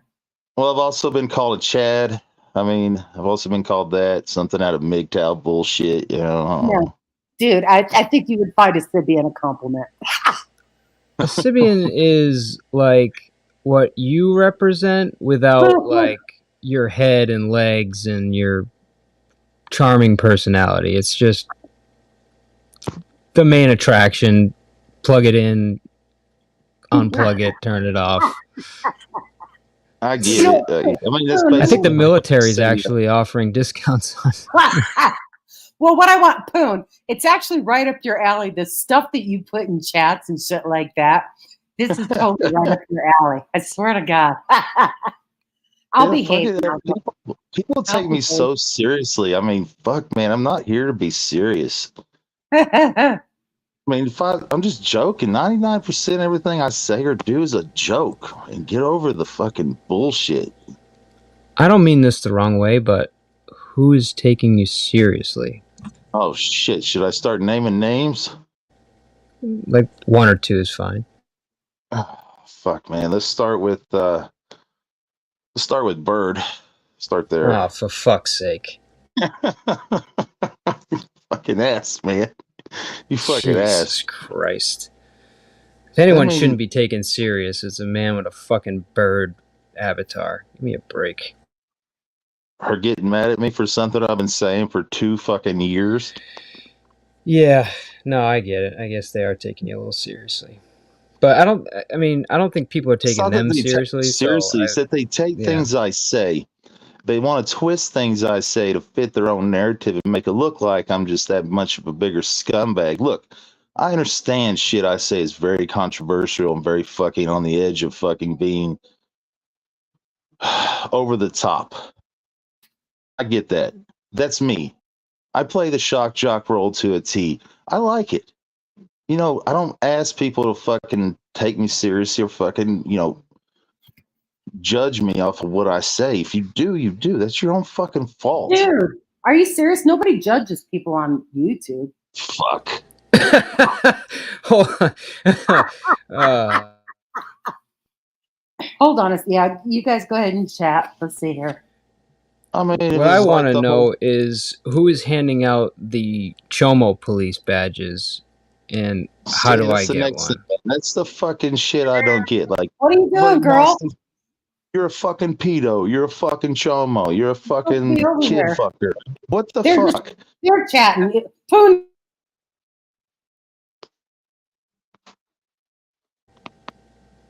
I don't Did know I if she lose you? get cut off mid sentence there or something. Like, what the fuck? No, I think she was on the phone. She didn't know she was muted or unmuted. I mean, the shit. She's like, trying to get Golden Eyes over here. Oh, great. Well, I like Miss Golden Eyes. That's actually the truth. I do like Miss Golden Eyes, but I do too.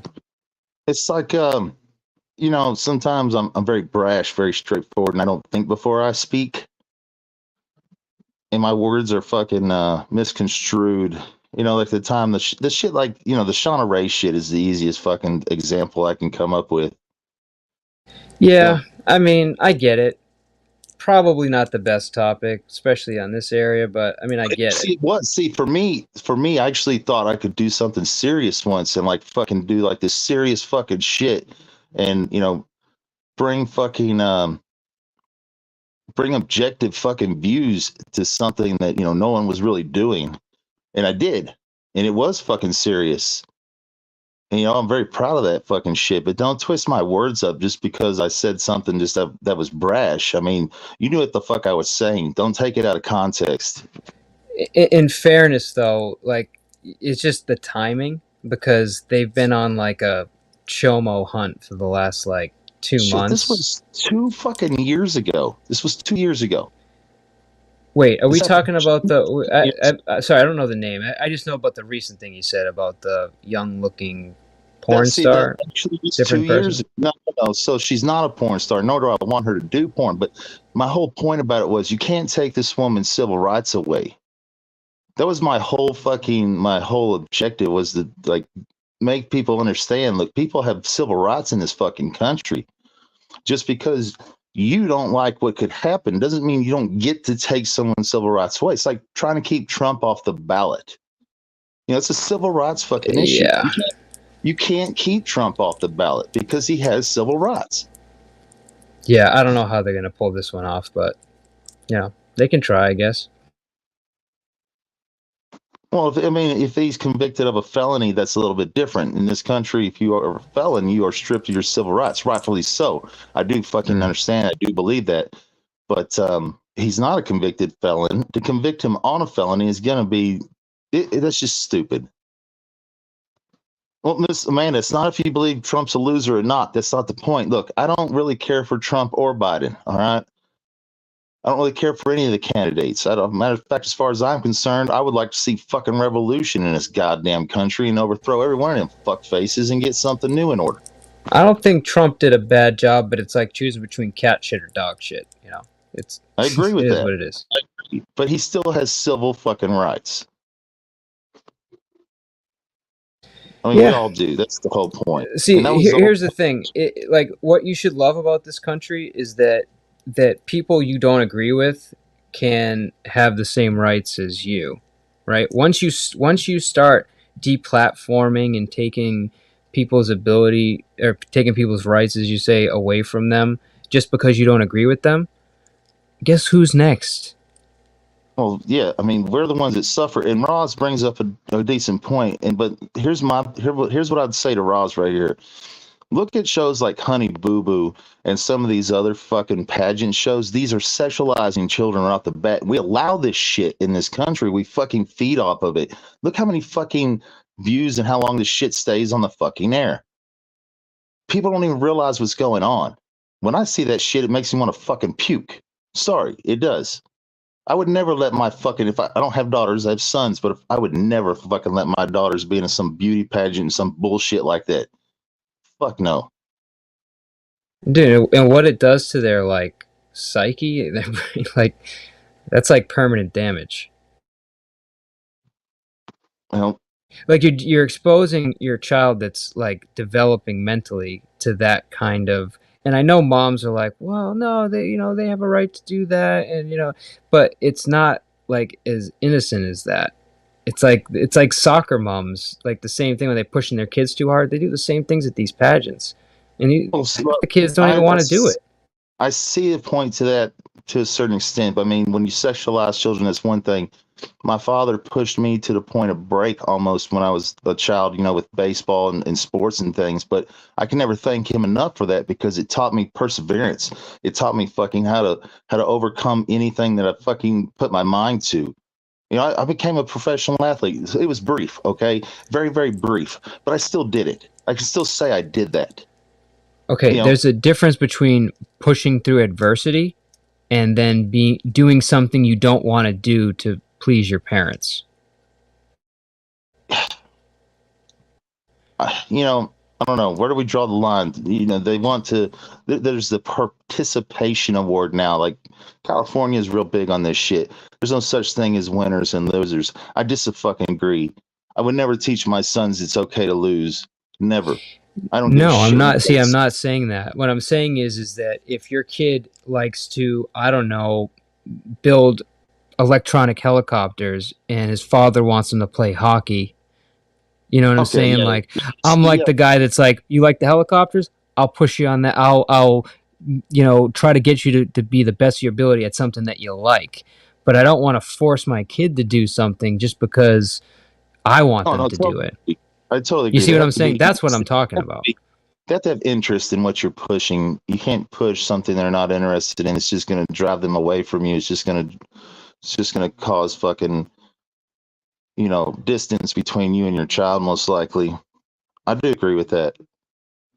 But no, I completely agree with, you don't feel like playing today? No problem. We don't have to go. No. There's, in life, you got to do things you don't want to do. That's just part of it. You'll feel better when you're done with it. Like, I'm totally with that mentality. But I've also seen kids like I played hockey with this dude that didn't really like hockey. Wasn't a big fan. He liked lacrosse. His dad pushed him to play hockey all the time, put him in like 4 different leagues. You couldn't even talk to this kid. You couldn't even see him ever because he was always in a fucking hockey rink. And the kid grew up fucking miserable. Like, doesn't like his parents anymore. And he lost a good portion of his childhood because his dad just wanted to play in hockey 24 hours a fucking day.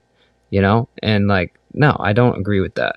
There's harnessing abilities, and then there's straight up just trying to, get your kid to do something that they just aren't happy doing. And, kids deserve some form of a childhood. They deserve to be able to go play hockey and then take a break and hang out with their friends and do something else. Like, it's called your childhood.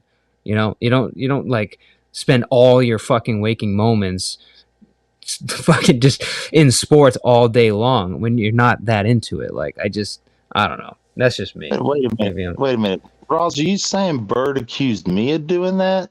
Well, I can tell you straight up that's straight up horse shit. Anybody knows anything about me knows I share no personal information about anybody, anytime, no matter fucking what. That motherfucker better not be going around saying this shit. Wait, a doxer is saying that you're doxing? Is that what's happening? Well, he's saying I shared. Well, I don't know if Ross is saying it was me, but that comment fucking disturbs me if it's fucking. I don't even want to read the shit. It's fucking. Yeah, don't. What's your Discord? The link is in my About page, but if you give me a minute, I can drop it for you. No, but this is the shit that's going on, man. They're walking around, trying to put people in categories, taking things that they say, blowing them out of context. I don't know. It just feels like there's like this hunt to find the next locale or the next, pedo chomo supporter. It's just out of fucking control. There's an abundance of locales where I fucking hang out most of the time. Fuck, they're all over the place. You've been part of this community. Obviously you know more like about it than I do, but like from my perspective, like their big target was Joe Amico, which I'm assuming you know who that is. I don't even know who that is, man. That must be something new. All right. Yeah. Well, it's not new, but yeah, he was like in this community. There's a lot of people went after him, and he was their main guy. And as soon as he went to prison, like there's been a they're trying to turn people into the next Joe. I don't know if you have somebody like that in your community, but how do you not know Joe? You know like everybody else. Man, I don't know. I don't fucking know. I know a lot of people. Don't get me wrong, but fucking, I see some. When I start seeing the bullshit go to straight bullshit, completely just fucking more than bullshit, I break off in that shit, dude. I ain't got time for that fucking crap. I didn't break boring. off fast enough before the doxing happened. I didn't even see that shit coming. I didn't know that was even a thing. And I didn't protect myself either. Oh no, I know that's not the real Roz, Miss Amanda. I fucking hate the real Roz. The real Roz can fucking blow me. That dude's a fucking piece of junk. I hate this. That Is what we want Roz to be, but never could. I know things. Look, this is what I get with this personal information shit. I know things about Roz that'll blow every one of your motherfuckers' minds, but will I share it? No, because I'm not a fucking jerk off like that. And you don't have to believe me. That's fucking fine. I'm just telling you, I know things about him personally that'll blow your motherfucking mind. And that's as far as I'll take it. Damn it. I hate getting like blue balls like that. Just don't even give me a hint. I don't want to think about it. It's like baiting a fishing hook, but fucking taking it up before you even get to try to bait. Yeah, I'm just Ross. I didn't know him very well. He came up on the panel. He's a constitutionalist. I disagreed with a lot of the things he said. I agree with a lot of the other things he said, and then he just disappointed me by being just the biggest follower of whatever was happening in the room. Yeah, and I'm like, Ross, I can't do that, dude, because then I fucking get as low as them motherfuckers. When I start saying personal shit, I go as low as them. Don't even go there. Look, anybody that knows me on this bitch will tell you, first off, don't take me fucking serious. Second off, if when I say shit like this, I will not lie to you.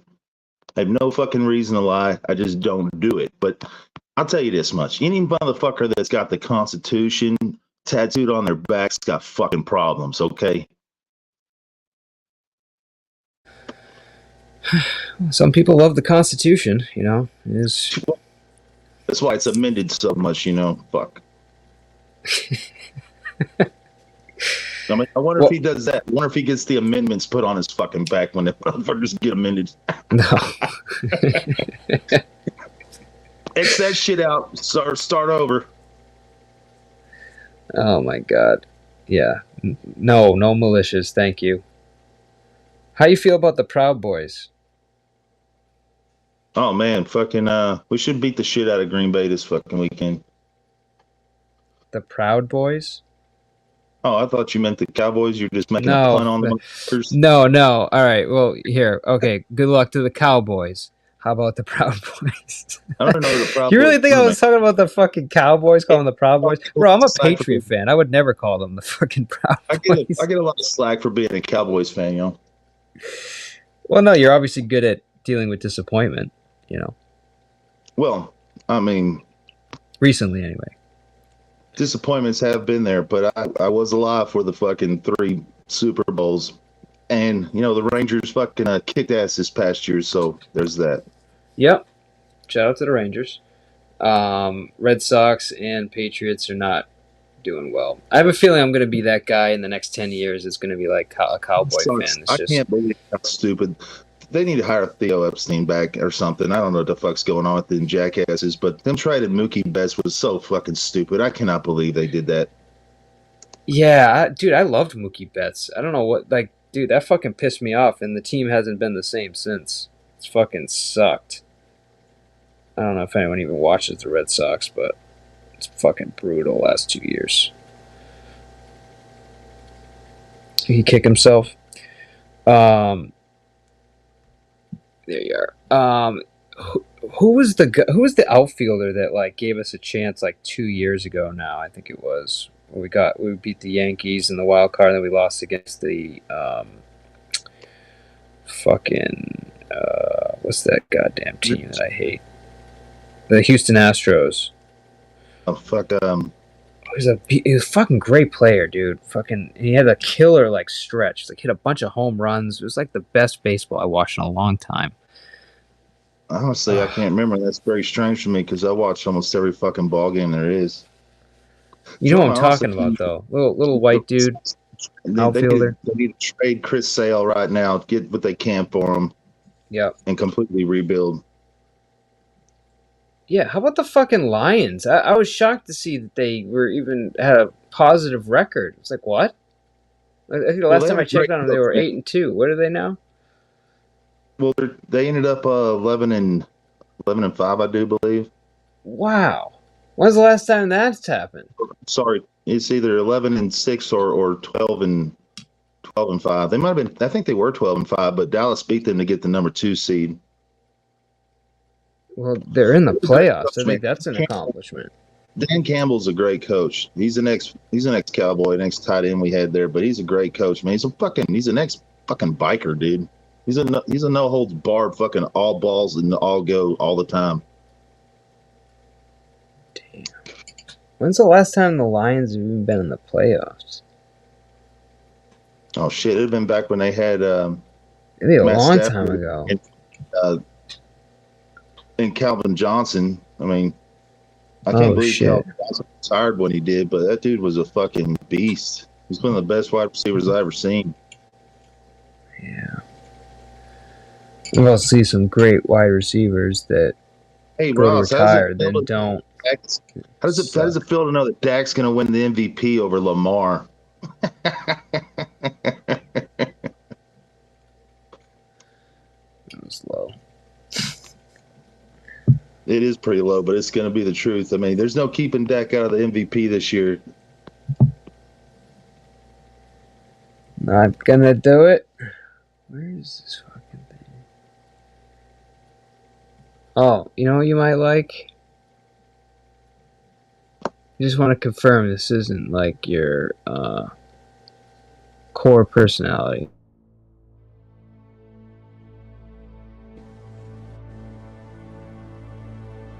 All right, here we go. Today we have Jacob Anthony Angeli Chansley, who's better known as the QAnon Shaman, fresh out of prison for his role in the January 6th Capitol attack. Welcome to Vlad TV. Thank you for having me. It's an honor to be here. Well, thank you for coming. Well, it's your first time here. I want to start in the very beginning. So you were born and raised in Phoenix, Arizona. Yes, born and raised Phoenix, Arizona. Okay, and what was Phoenix, Arizona like during that time? Well, it was nothing like it is now. There's a lot more homeless people, a lot more poverty, a lot more drug use, but... So I'm not gonna play the whole thing, but... What the fuck, dude? Are you familiar with this guy? You're not familiar with him? I kind of like thinking I'm more like that. His name's Theo something, man. He's a comedian. He's got like the greatest fucking mullet known to mankind. Oh, what's his name? It's Theo something, man. This dude's fucking funny as fuck. They asked him what his favorite type of weed was, and he said cocaine.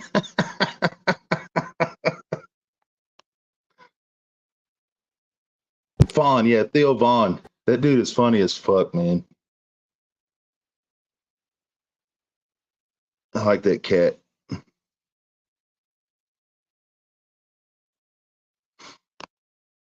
What's your favorite kind of weed? Cocaine.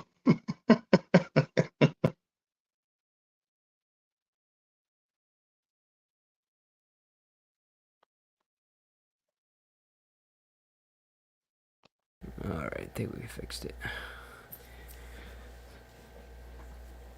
You guys alive? Yeah. Hey, Roz, if you're a season ticket holder for fucking the Ravens, you need to get down to the TTC where I've been hanging out lately. There's some crazy shit down there, man. Some crazy fucking shit goes on in the TTC.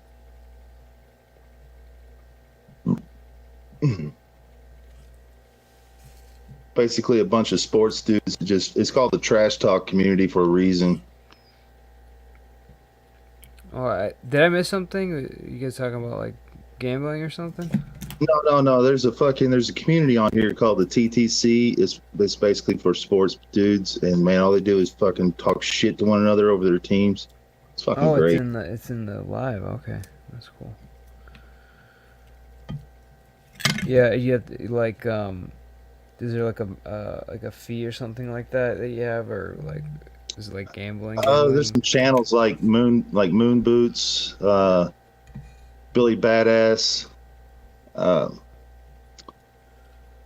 Raider Cousins, which I don't fuck around with old Bob there because he's a fucking piece of shit. But then you got Mosh, and you got Dallas Cowboys family. It's quite a few. Man, it gets fucking crazy though, man. People don't fuck around down there. You piss them off, they fucking go full force. Yeah, no thanks. It's like the 1A just without fucking laws. Right. It gets pretty fucking insane. Yeah, you seem like you like that shit. I do, man. I fucking I'm all about fucking. I take that back. I'm not really much for panel fighting this, these days. But I did get in a panel fight on Sam Hills earlier with fucking Bidenomics. It was great.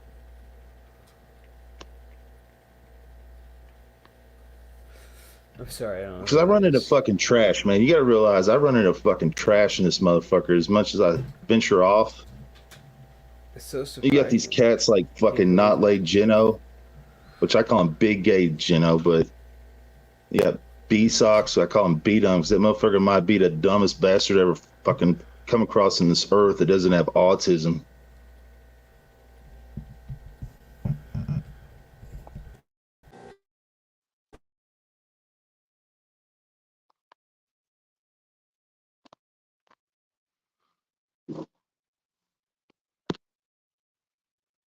I think Miss Ross fucking passed the fuck out.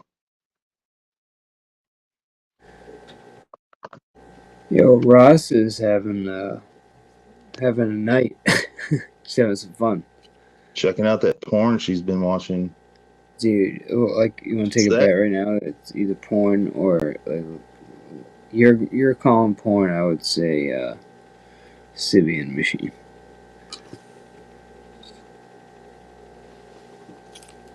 I missed that. They've been fucking great to hear. I don't know if you got that.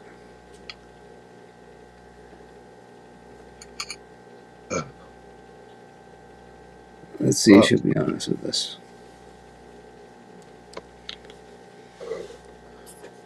Oh, here's another important question. Why are you up?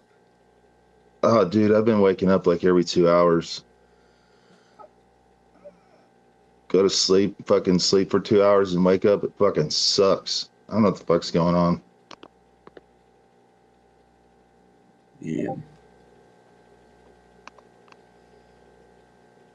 Yeah, ever since Bless and I fucking had our major quarrel, things have been like my internal clock and my manic shit has been off. It's been fucking horrible.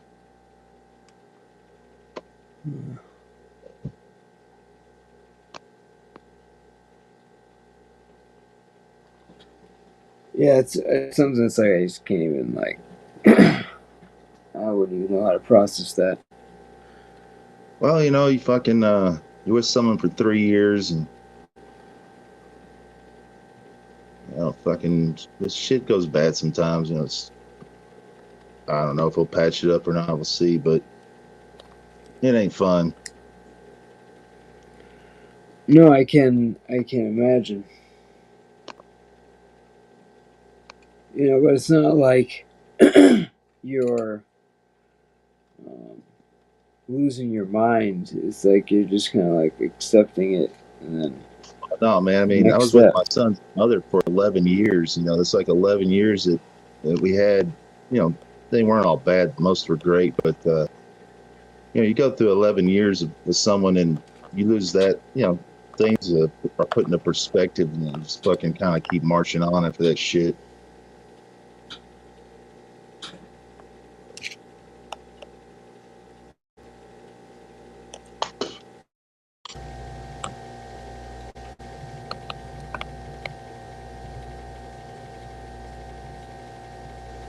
What's this deal with Dutchie? Like, have y'all been fighting with Dutchie and shit lately? I mean, I don't even know the broad, but I hear she's kind of a bitch.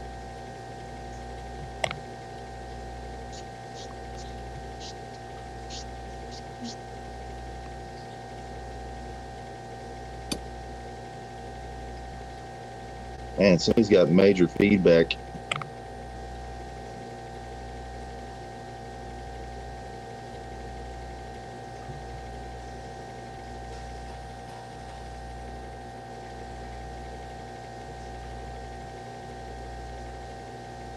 It's fucking dead air shit. What the fuck?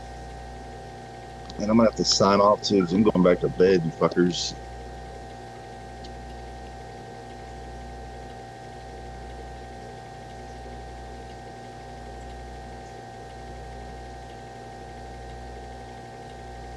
Hey, Roz, it's funny you say that because believe it or not, gambling fits the criteria for addiction more than any fucking drug there is.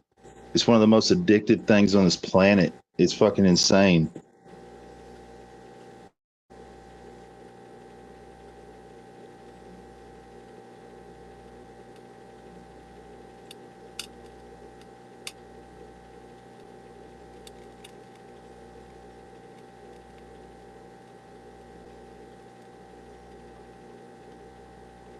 Siberian interference. Straight out of Siberia. I think they're having technological differences.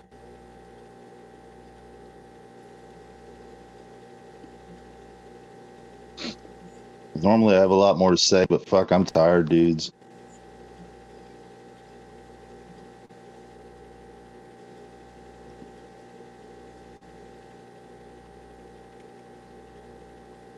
Oh shit, fucking STL's here. Tell me everything, STL. Everything.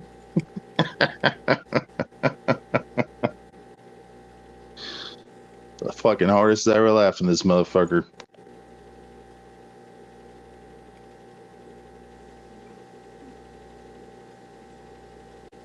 I don't know what it is. It's just look it up, man. Fucking look up gambling addiction, and it fucking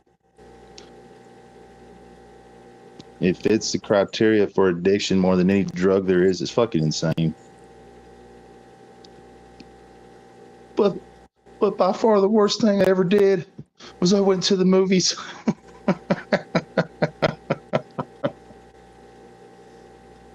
Shit was great.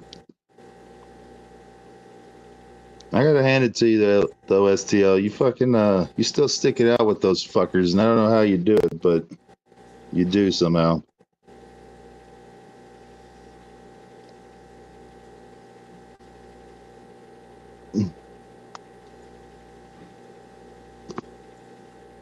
No, I don't want to bet. I have a fucking I don't have a gambling addiction, but I say I have a gambling problem at times. I fucking I gambled away $22,000 last year. I can laugh about it because I never really had the dough to begin with. I won it, but I still gambled it away. It was quite heartbreaking, believe it or not. It sucked dick.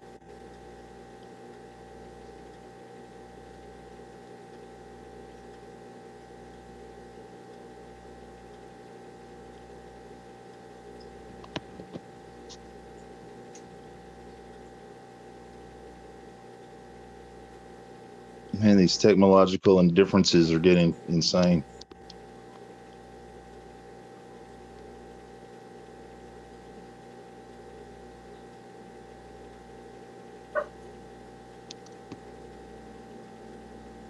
Oh, fuck.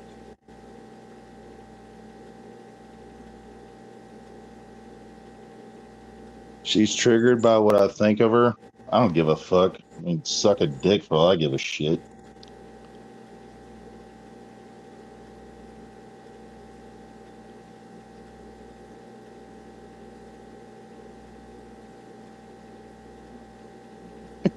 That's how you fucking deal with it, STL. Is that like a glutton for punishment, I guess? I mean, fuck me, dude. I don't know. I mean, I'm a glutton for punishment myself, so I completely understand.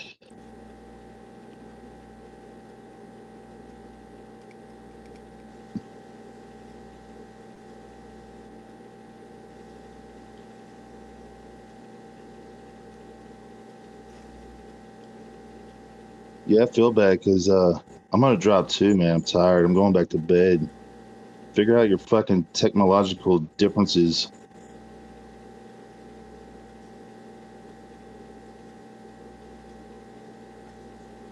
Oh fuck, man. It was good being up here though, but the